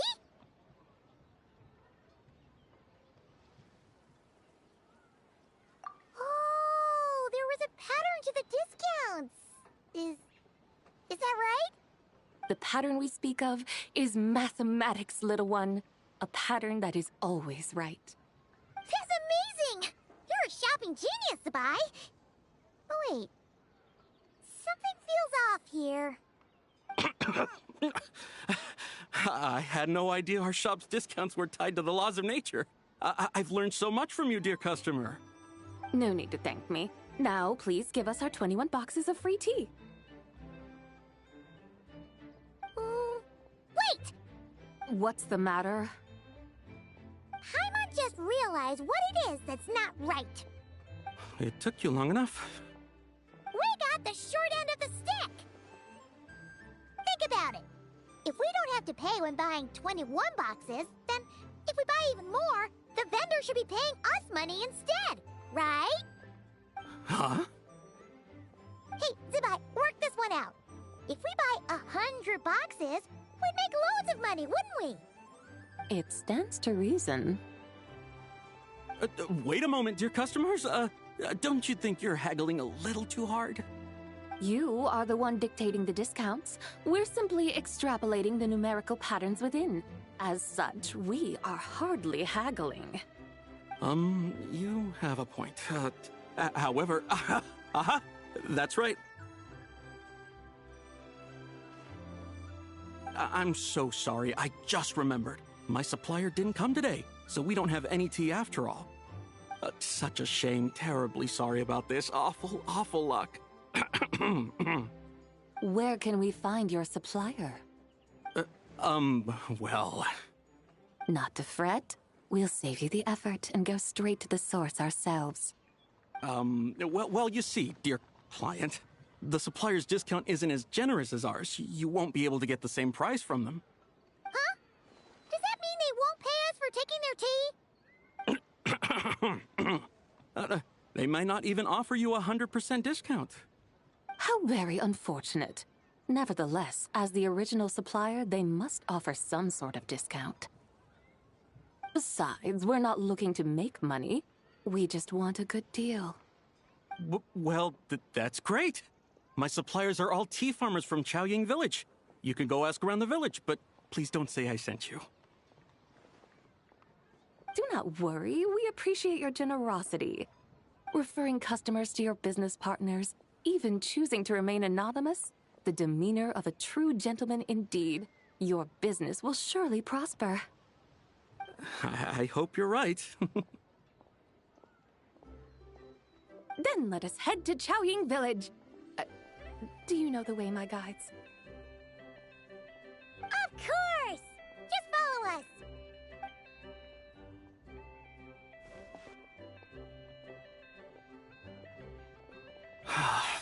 What otherworldly beings were those? Thank the heavens I managed to send them on their way. I should hurry home and pray to the White Horse Adeptus. May she bless me such that I never encounter such customers again.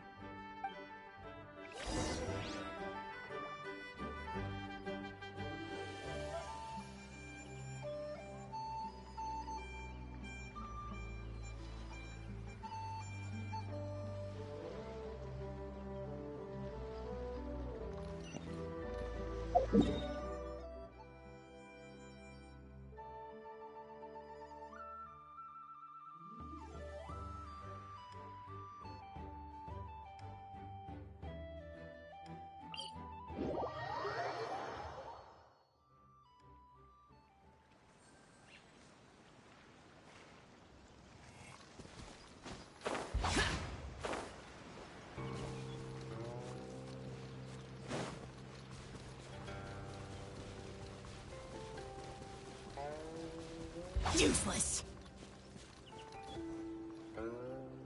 Here we are!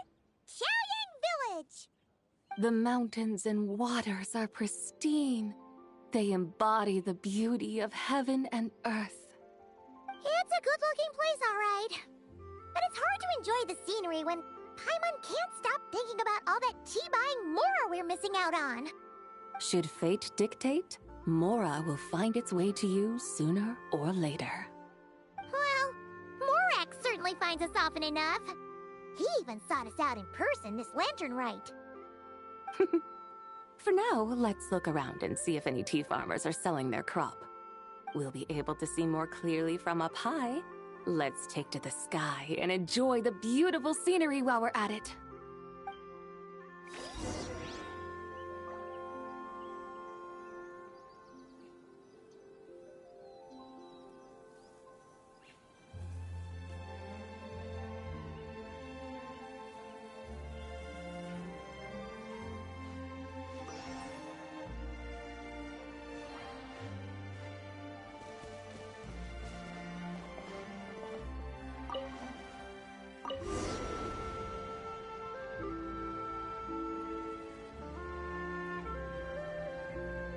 Wow! Chaoying Village looks beautiful from up here.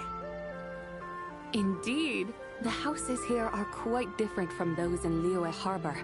They follow the natural contours of the mountains, forming unique, elegant structures.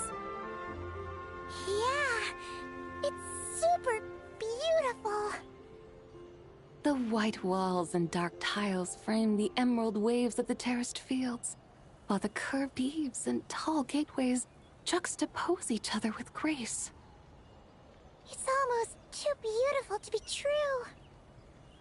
The crowing of roosters and barking of dogs, the calls of farmers working the fields, a vibrant pastoral chorus overflowing with earthly vitality. Yeah, it's incredibly beautiful, huh? Have you studied the linguistic arts by some chance? Huh? Your vocabulary for beauty seems rather constrained. Paimon knows how to say pretty as well. I see. Now then, let's take a look around and see if we can find any farmers selling tea.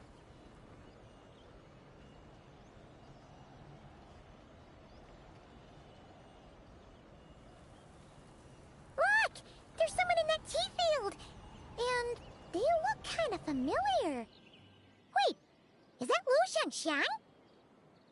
And who is that? remember her once you see her up close. Hey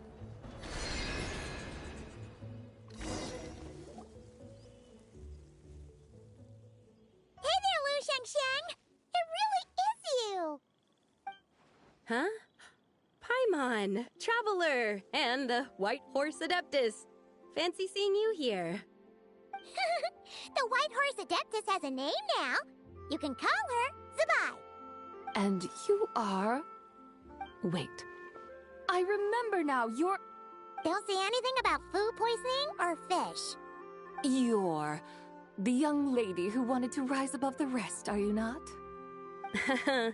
Yes, that's me, but I'm in a bit of a state right now. At best, I can say I've fallen below them. Fallen below them? What happened? Like I said the last time we met, I'm being punished according to family rules. My father, mother, grandfather, grandmother, other grandfather, other grandmother. Oh, that's a lot of family members. Yeah, and on the night of Lantern Rite, they held a family meeting to discuss my situation. So, they do care about you. There's no doubt they care. But they think that since I caused all that trouble in Liyue Harbor, it shows I can't be trusted on my own. They decided to ground me. Ground you? Yeah, though they're not confining me to my room. Instead, I have to personally nurture a tea seedling until it grows big enough to be sold at market. Aw, a tiny little tea baby. Do they want you to experience what it's like to be a parent? It's supposed to cultivate my character and temperament. They say this will help me calm down and reflect on my issues. What happened in Liyue Harbor really wasn't your fault. Oh well, at least this punishment doesn't sound too harsh. So, how long will it take for the little tea baby to grow? Actually, I don't know. I've never grown a tea tree before. It usually takes 2 or 3 years. 2 or 3 years? Yes, the tea in this garden requires 2 or 3 years to mature. That long? Zabai, you're not making this up, are you? How do you know so much about growing tea? When the plants thrive and grow, that is the meaning of my name. I can tell at a glance when their season of ripening will come. Do I really have to waste 2 or 3 years here? Why is this happening to me? I'd only just found my direction in life.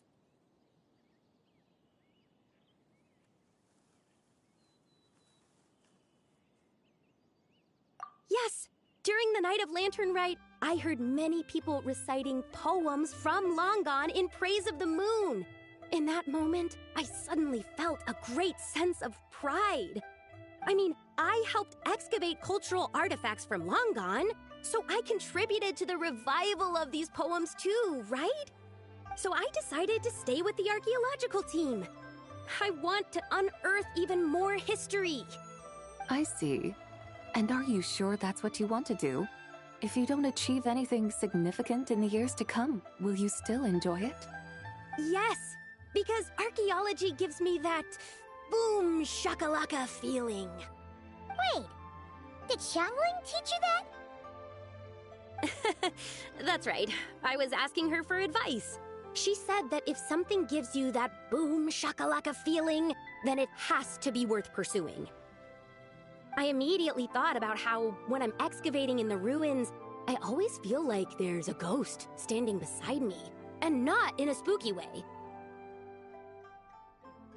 It feels like my great-great-great-great-great-grandmother patting me on the shoulder and saying, "Keep going. You're about to rediscover some grand ancestral knowledge." Right? It feels like I've made some kind of connection with my ancestors. Isn't that amazing? Since you've made up your mind, you should give it your all. And I'd love to, but I'm still grounded. Run away, summon up a little boom shakalaka, and leave the tea garden behind. Flee this village. That might be going a bit far. You don't want to lead others astray, Zabai.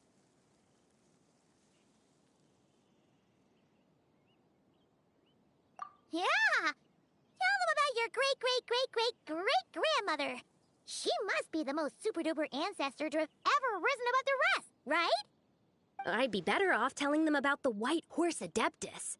After all, she's the supreme riser above the rest who saved my great-great-great-great-great-grandmother. Then it's settled. Tell your family that your decision has my blessing. Thank you, Tsubai, but I don't think cosplay is going to work on them. They won't listen. They don't need to listen. You need only follow the rules they've set out for you. What do you mean? As I'm sure you know, some ancient texts refer to the White Horse Adeptus as the Daughter of Time. My family history contains such records, but what of it?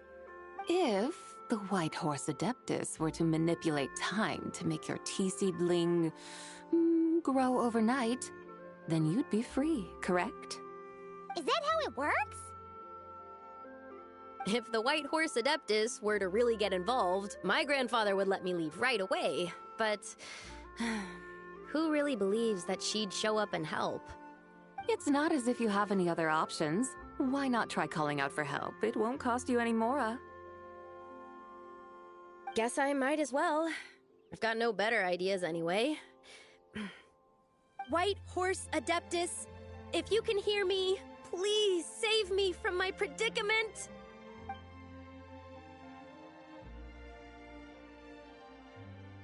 Ugh.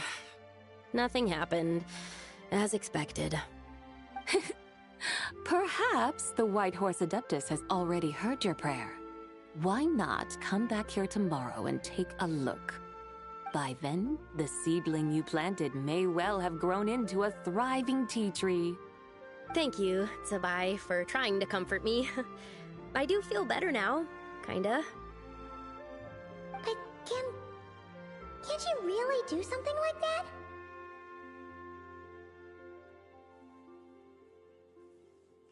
Oh, it's getting late. Why don't you all stay at my house tonight? My family may be strict with me, but they're always welcoming to guests. That sounds great! Let's get some sleep and then come back here tomorrow to see if our tea baby has grown.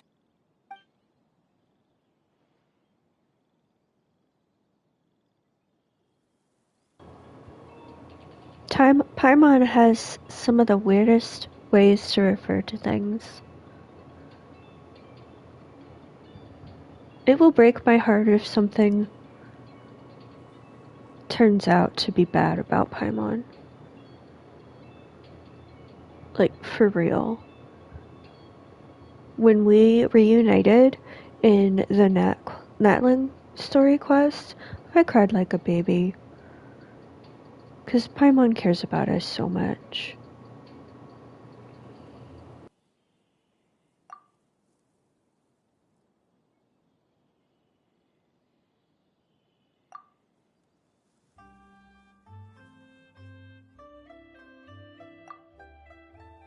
Oh, the tea tree! Whoa! Your tea baby is all grown up! Indeed, it has grown into a mature tea tree that can stand tall in the face of wind and rain. How is this possible? It must be the work of the White Horse Adeptus. Your prayer must have moved her! Are you sure? Perhaps she heard your prayer and chose to answer the call. She once saved my great-great-great-great-great-grandmother. This time, she saved me. That's incredible! Your family must be blessed by the White Horse Adeptus. I guess so. I need to tell everyone the news right away.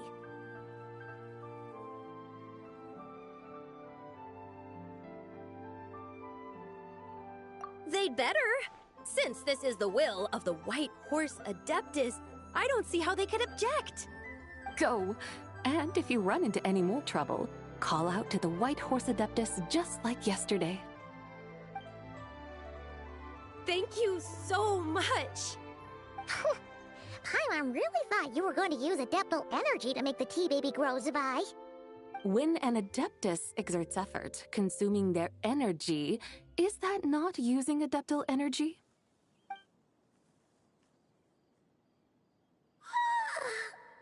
Alright. What are we doing out here? We're here to help Lu Xiangxiang fulfill her wish, of course.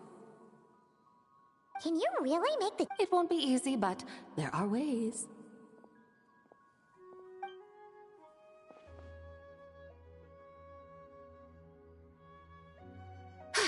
There, it's grown.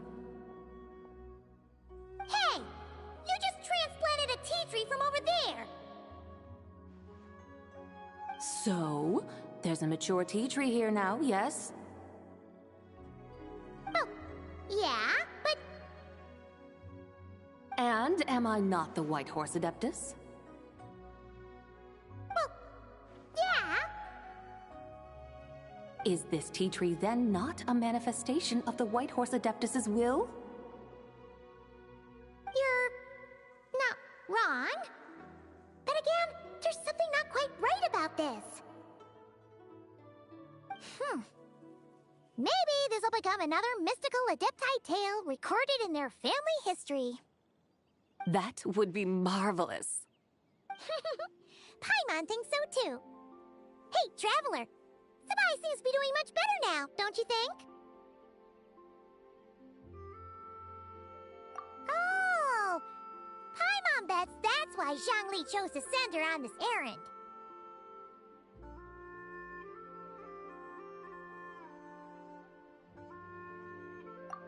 That's a great idea!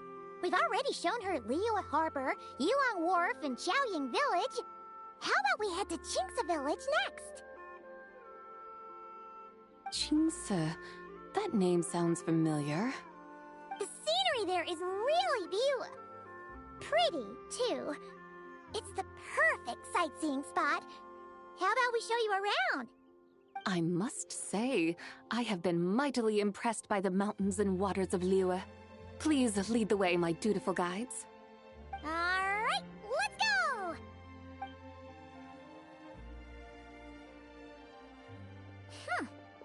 Paimon can't help feeling like we've forgotten something. Pay it no mind. I've already forgotten more than you will ever know. Alright. If we forgot something, it can't have been that important to begin with. Qingce Village, here we come!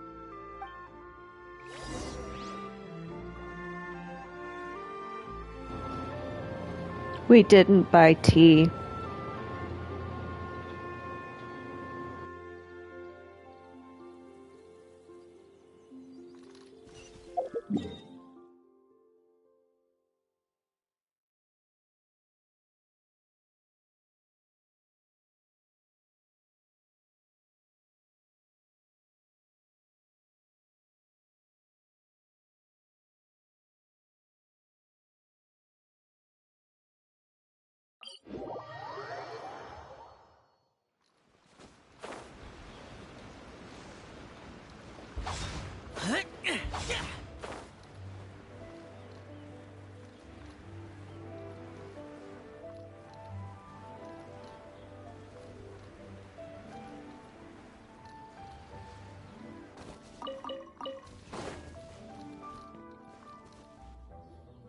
We should plant cucumbers.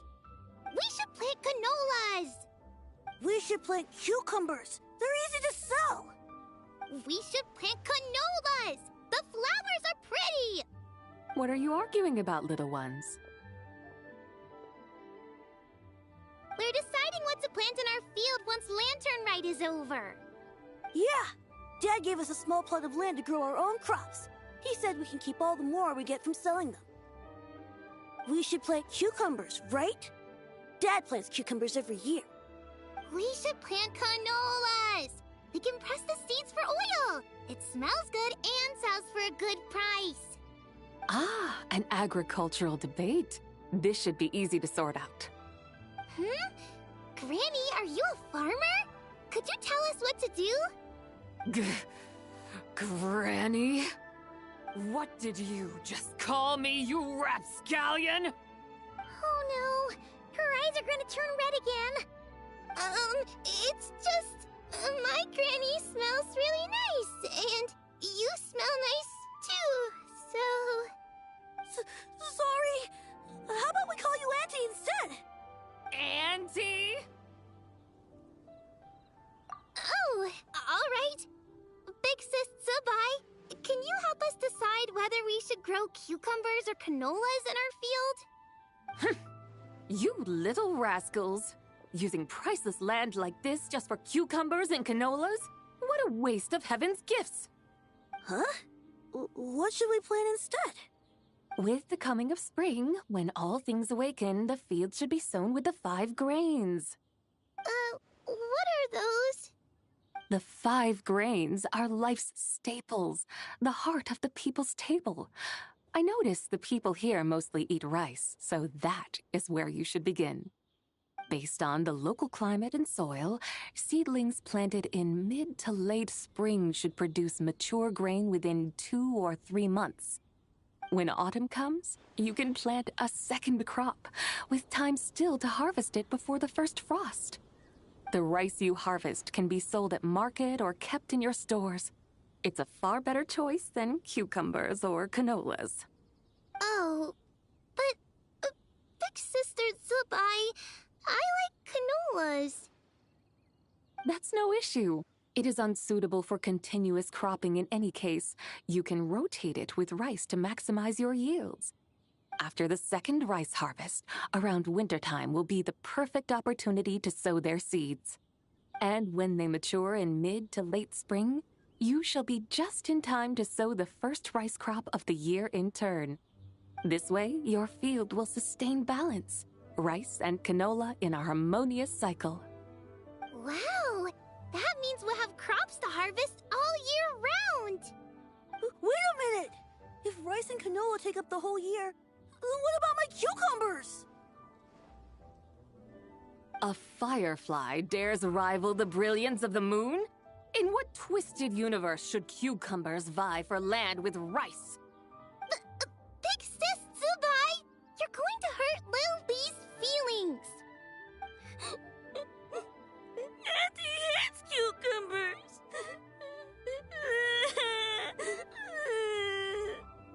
Stop crying this instant! I meant that cucumbers are simple enough to grow.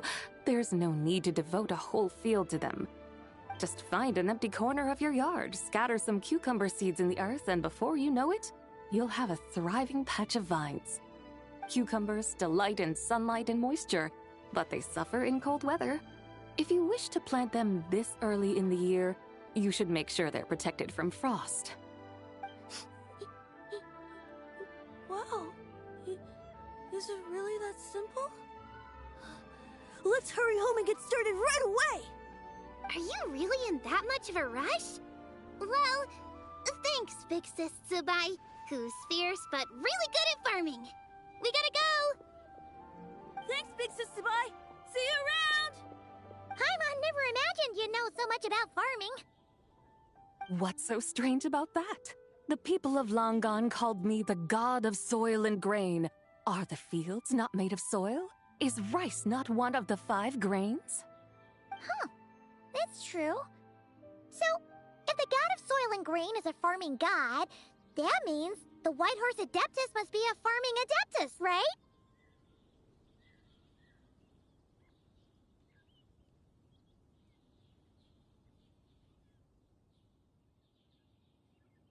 Of course the god of farming is down to earth. Mind your tongue, impertinent child. How dare you diminish the lofty bearing of an adeptus? Hey! You're the one who said the god of soil and grain is all about farming. Enough! It's time for us to take to the skies once more. Join me now. Witness the majesty of mountain, water, and field, and broaden your horizons.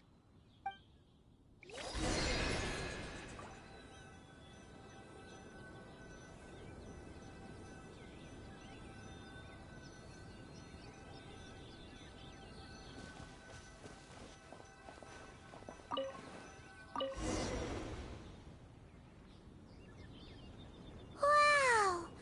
The terraces look so pretty from up here. The mountains tower like pagodas, the hills coiling at their feet like shells. Layers built upon layers, rising and falling in harmony. A truly unique and mesmerizing sight. Thinking about it, you have a special connection to this place, you know. A special connection? Yeah! There's a local legend about a white horse leaping from a pure spring to follow Rex Lapis into battle. Don't you remember? You must have been living in seclusion around here. That does sound somewhat familiar. Oh, and if we keep going up this way, we'll reach a super duper spooky spot. You might have a connection to that place too. There's an ancient array that seals away the remains of a fallen god. A god's remains? Yeah! The people of Liyue turned that story into an opera called The Sanctification of Tao Do. Does that ring any bells? Tao Do. Huh. The 7 and 8 gates array. That's right, that's right! You do remember! Buna, the god of the underworld, who could pacify the forces of life and death.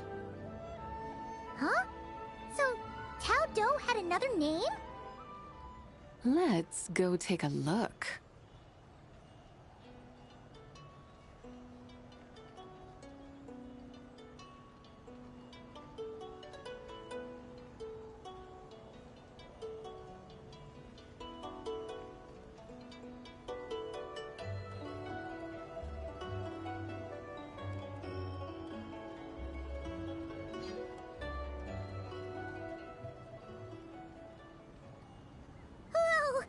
We've arrived at Wulwang Hill.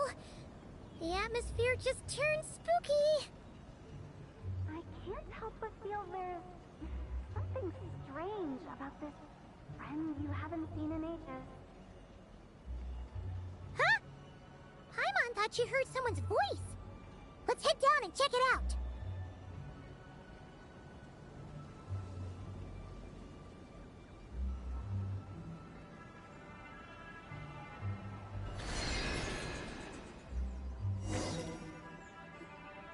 I can't help but feel there's something strange about this friend you haven't seen in ages.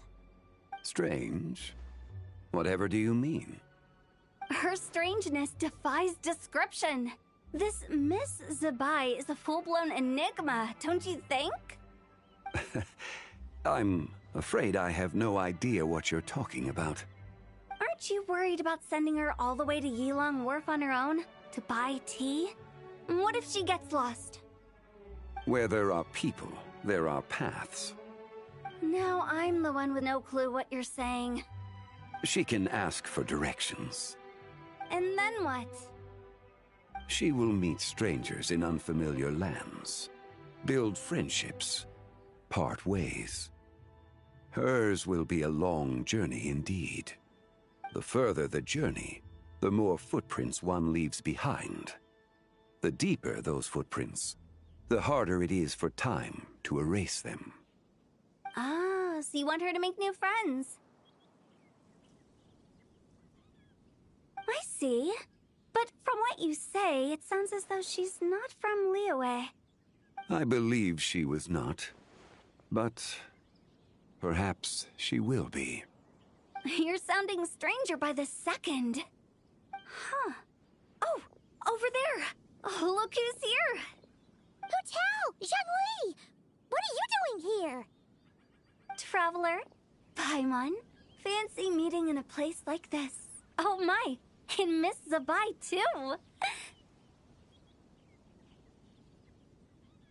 Sounds like fate to me. We were taking Zabai to buy some tea from Yilong Wharf. Zhongli sent her there, though she didn't even know the way, and... Oh, drat! We forgot the tea! Oh, Paimon knew we were forgetting something.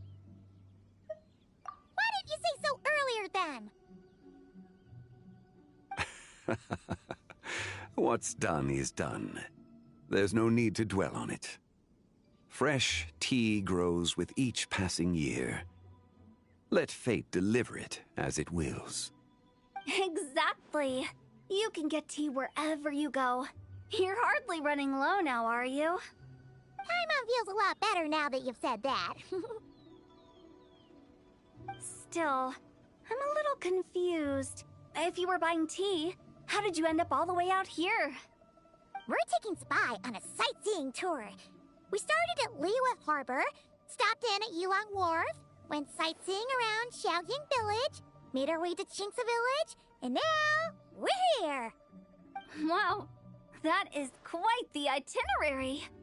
Yeah, actually, Paimon thinks it's about time we headed back. I'm here to pay my respects to my ancestors. My dear consultant kindly agreed to join me. It is Lantern Rite, after all. Adepti and ancestors should be venerated alike. Ancestors? Wait, could you be... Are you heir to the Wuwang kid?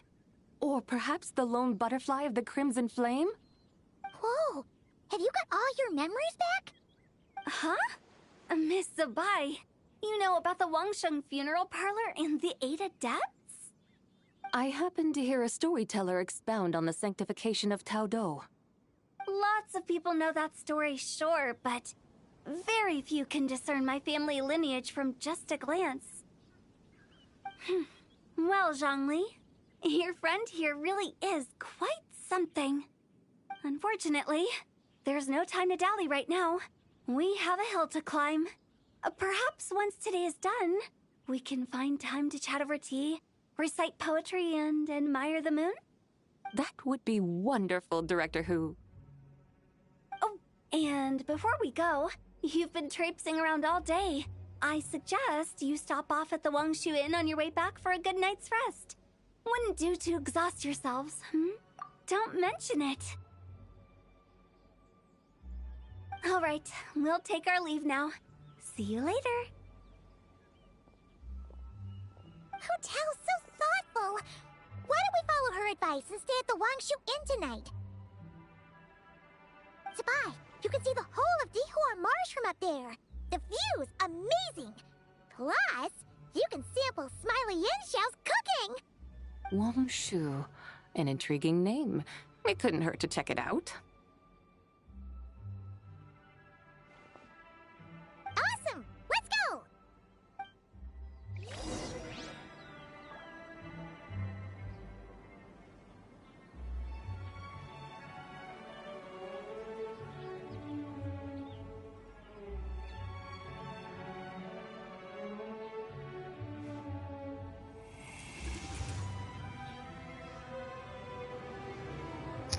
Watch us run into Zhao at Wangshu.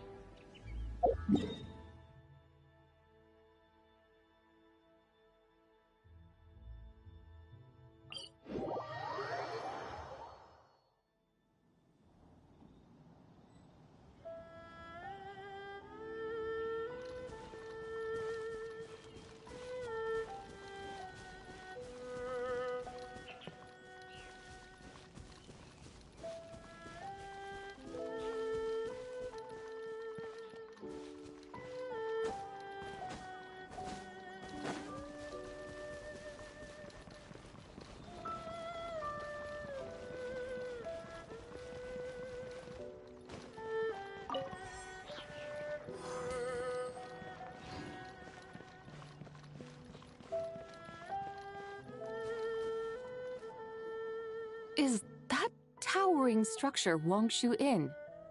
Sure is. We can take the lift up from over there. Always walking the path long trodden. Does retracing others' footsteps not tire you? Come on, get in. We'll fly to the top.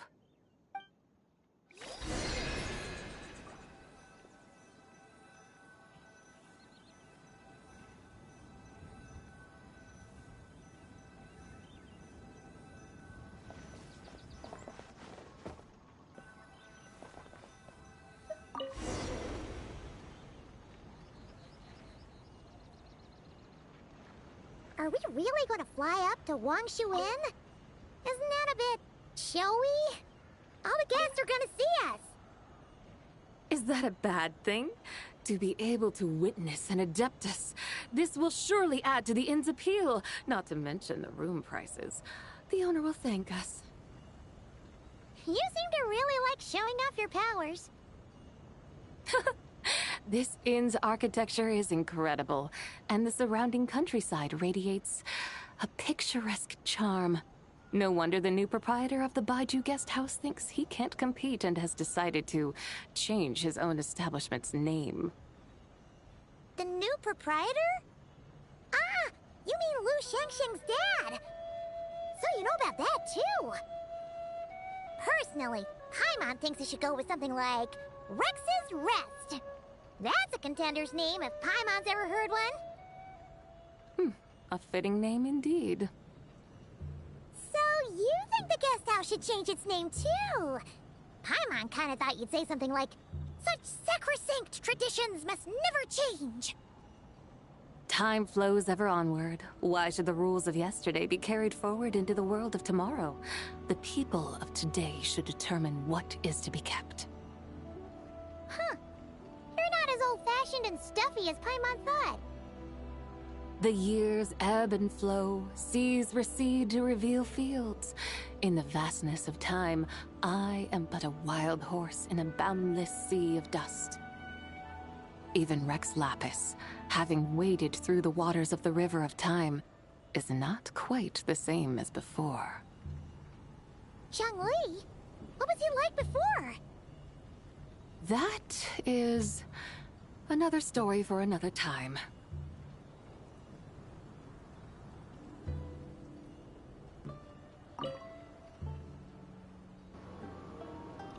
I want to know what a younger We have arrived.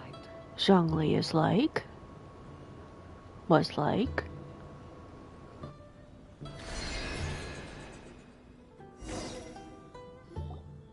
Whew. This is the first time Paimon's ever flown up to Wangshu Inn on a chariot. Everything's so different when you're up high. Wangshu. Like moon lanterns and Shao lanterns. Might it all be a coincidence? What's a coincidence? Do you not know what Wangshu means? Not bad. You're clearly much sharper than your diminutive companion. Wangshu can refer to the moon, but its original meaning is actually...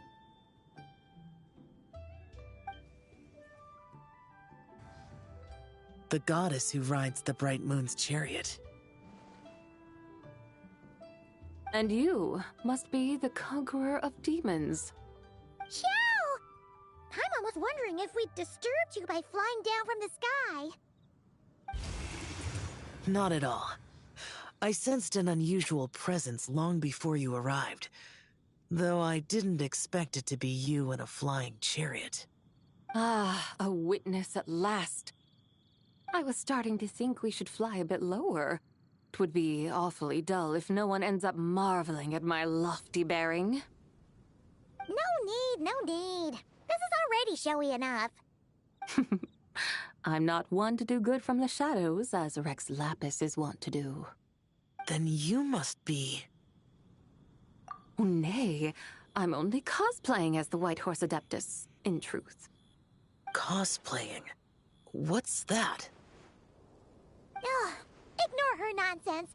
She's a genuine article. The one and only, completely authentic White Horse Adeptus. It's just... Xiao, did Zhongli say anything about her being a teensy bit...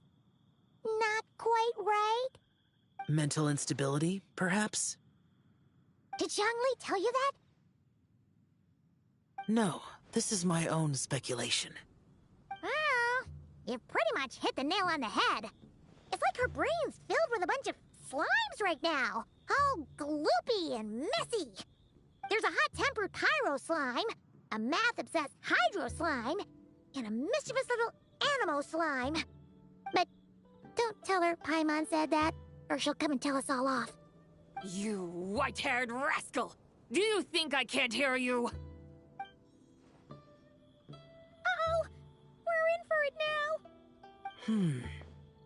White Horse Adeptus. You must be weary from your journey. Why not take a rest? Oh, yes! You must be hungry, right, Sabai? How about we get some food? The chef here is incredible!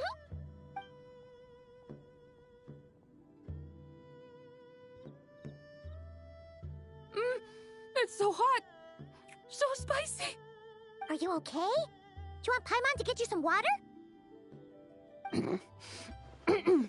Don't worry about me. I just need to pace myself.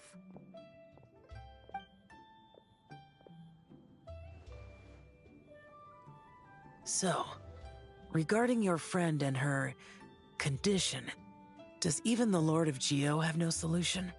Zhangli said we should wait and she'll get better on her own. But who knows how long that's gonna take. Is that why her personalities change so easily? Paimon thinks that has something to do with her 3 deadly selves. Zhangli told us that the deadly selves are impure, affecting living things that get too close. The White Horse Adeptus's remnant spirit was attached to the deadly selves for a long time. It makes sense that her temperament and memories would have been influenced by them. But Paimon still doesn't really understand what the 3 deadly selves actually are. Paimon, as you do not practice self-cultivation, I cannot help you fully understand. But you can think of them simply as emotions and desires. The act of severing the 3 deadly selves is a means of exercising wicked desires and cultivating one's true self. I believe other nations have similar practices. In Sumeru, it is known as shattering Atmagraha. Oh, so it's about emotions, desires, and attachments, that sort of thing. It includes those. I wonder, does she still remember what happened in the past? Some of it, but right now, it's like she was suddenly awakened. Like she's still half dreaming. The half that's still dreaming might remember things, but the half that's awake doesn't quite get it. Conqueror of demons, are you looking to learn about Rex Lapis's past from me? You are an old friend of his, so please, call me by my name. But Conqueror of Demons sounds so much more imposing. In days of yore, he was the Lord of Geo, Heaven's Star. Huh? You said the same thing the day you came back. But what does it mean? I'm afraid I can't remember. Hey, did you really forget? Or are you just pretending so you don't have to tell? Why not ask Rex Lapis himself? Whether I've forgotten might be up for debate, but I am certain he remembers. He must have his reasons for not raising the past, and you likely have similar concerns. I shouldn't have asked. An answer that suits your style, General Elatis. Now that we're on the subject, though, I suddenly remembered something. Which is? In the distant past, there was a feast, which I attended. I faintly recall the Lord of Geo also being present that day. Oh! And then? What happened? Among the dishes served, there was one that could be found in every household throughout Langan at the start of spring. A dish called Flavor of Spring. I suddenly remembered the recipe for this dish. Is that it? Yes! Since it's Lantern Rite here in Liyue, why don't I make some for you to try? That sounds good.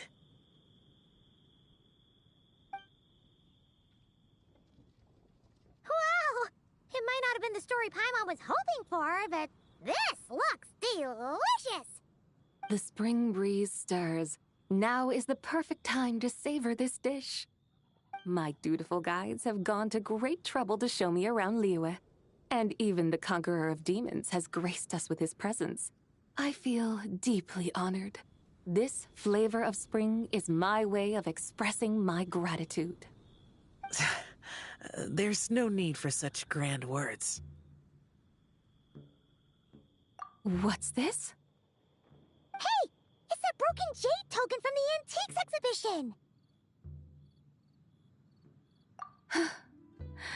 Indeed.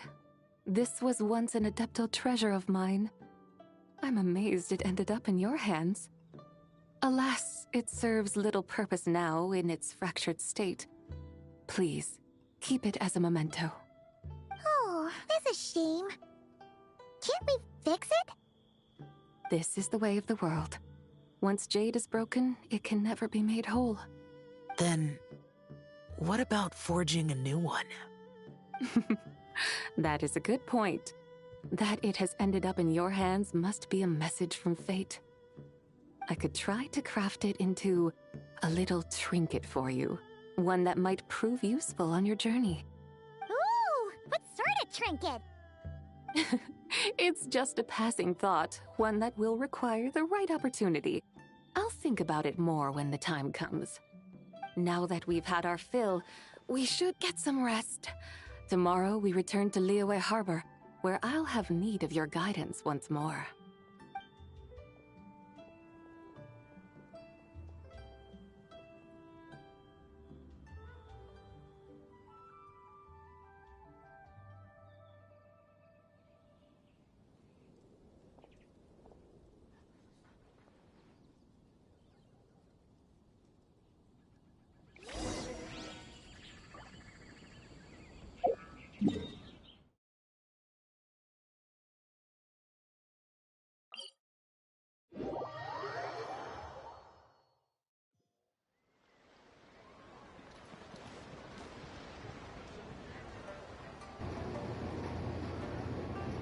This has been a very long Lantern Rite.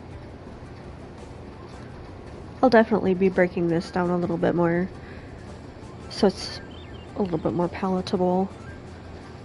It's one of the longest Lantern Rites I think we've had. The Lantern Rite is almost over. Do you remember how to make a Shao lantern? Morning, split bamboo, traveler. And get silk, make Paimon. You've got it all mixed up again. They're here again. Yow Yow! Looking good in that new outfit, huh? Hey, it's Paimon! Dr. Baiju gave this to me as a gift. How does it suit me?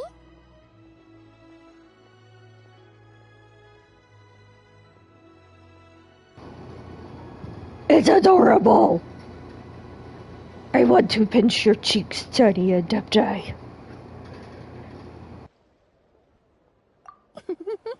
Thank you. Wow! What happened for Baiju to suddenly give you a brand new outfit, Yao Yao? Dr. Baiju is thanking Yao Yao for teaching me to make Shao lanterns. Chi-Chi and I were just playing together. Dr. Baiju's too kind. Oh, yeah, take a look at this. Dr. Baiju gave me these clothes, but it was Chi-Chi who wove this little basket. Wow, that's beautiful. When did you become so good with your hands, Chi-Chi? I learned to make Shao lanterns, thanks to Yao Yao. I also made a wish. What do I always say? The White Horse Adeptus answers prayers. Come, help this old man make an offering in thanks. Huh? Mr. Liu? What did you pray for? For my idiot son to finally come to his senses and not change Baiju Guest House's name, which he has. Huh? He's keeping the old name? Listen to this. My granddaughter planted a tea seedling in our village just a few days ago. She made a prayer to the White Horse Adeptus to help it grow. Overnight, her seedling flourished into a mature tea tree. Oh, that sure does sound like a miracle. Could the White Horse Adeptus really have helped it grow? Of course she did. Oh, White Horse Adeptus, how blessed is our family over whom you keep watch. Truly, this is an extraordinary miracle. You must record it in your family history without delay.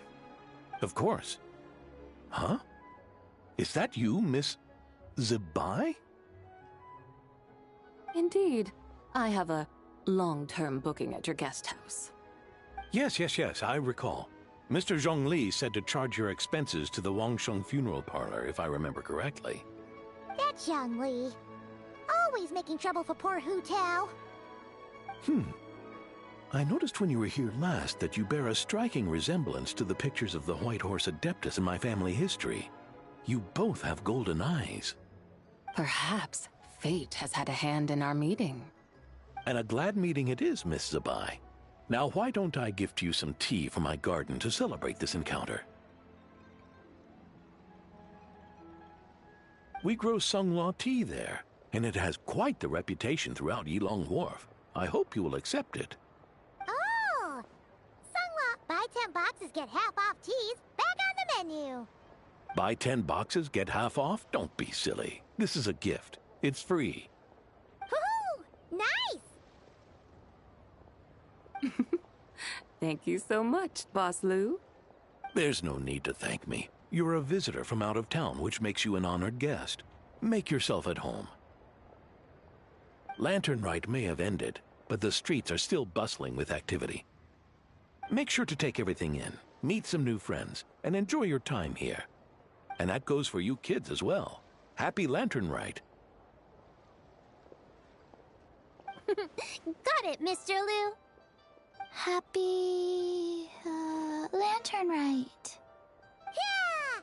Happy Lantern Rite, everyone! Happy Lantern Rite indeed.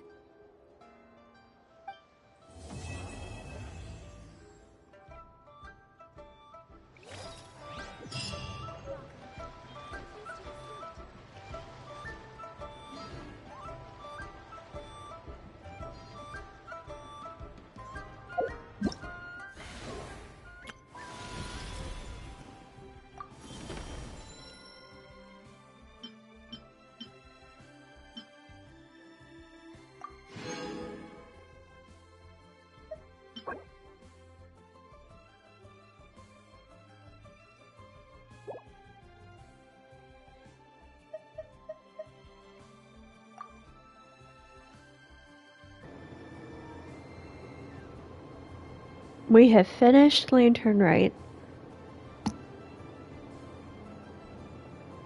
It's about 8 o'clock. Close to it. I've kept you guys for 3 hours. Like I said, I'm gonna go ahead and, since we are done with this specific story quest, I'm gonna go ahead and end this stream here. We will be streaming again Wednesday night around 7ish. I'm gonna start working on Fontaine while we wait for the next update. I recently finished Sumeru, so time to get Fontaine's exploration a little further along. I can't wait to see everybody on Wednesday. Have a great one.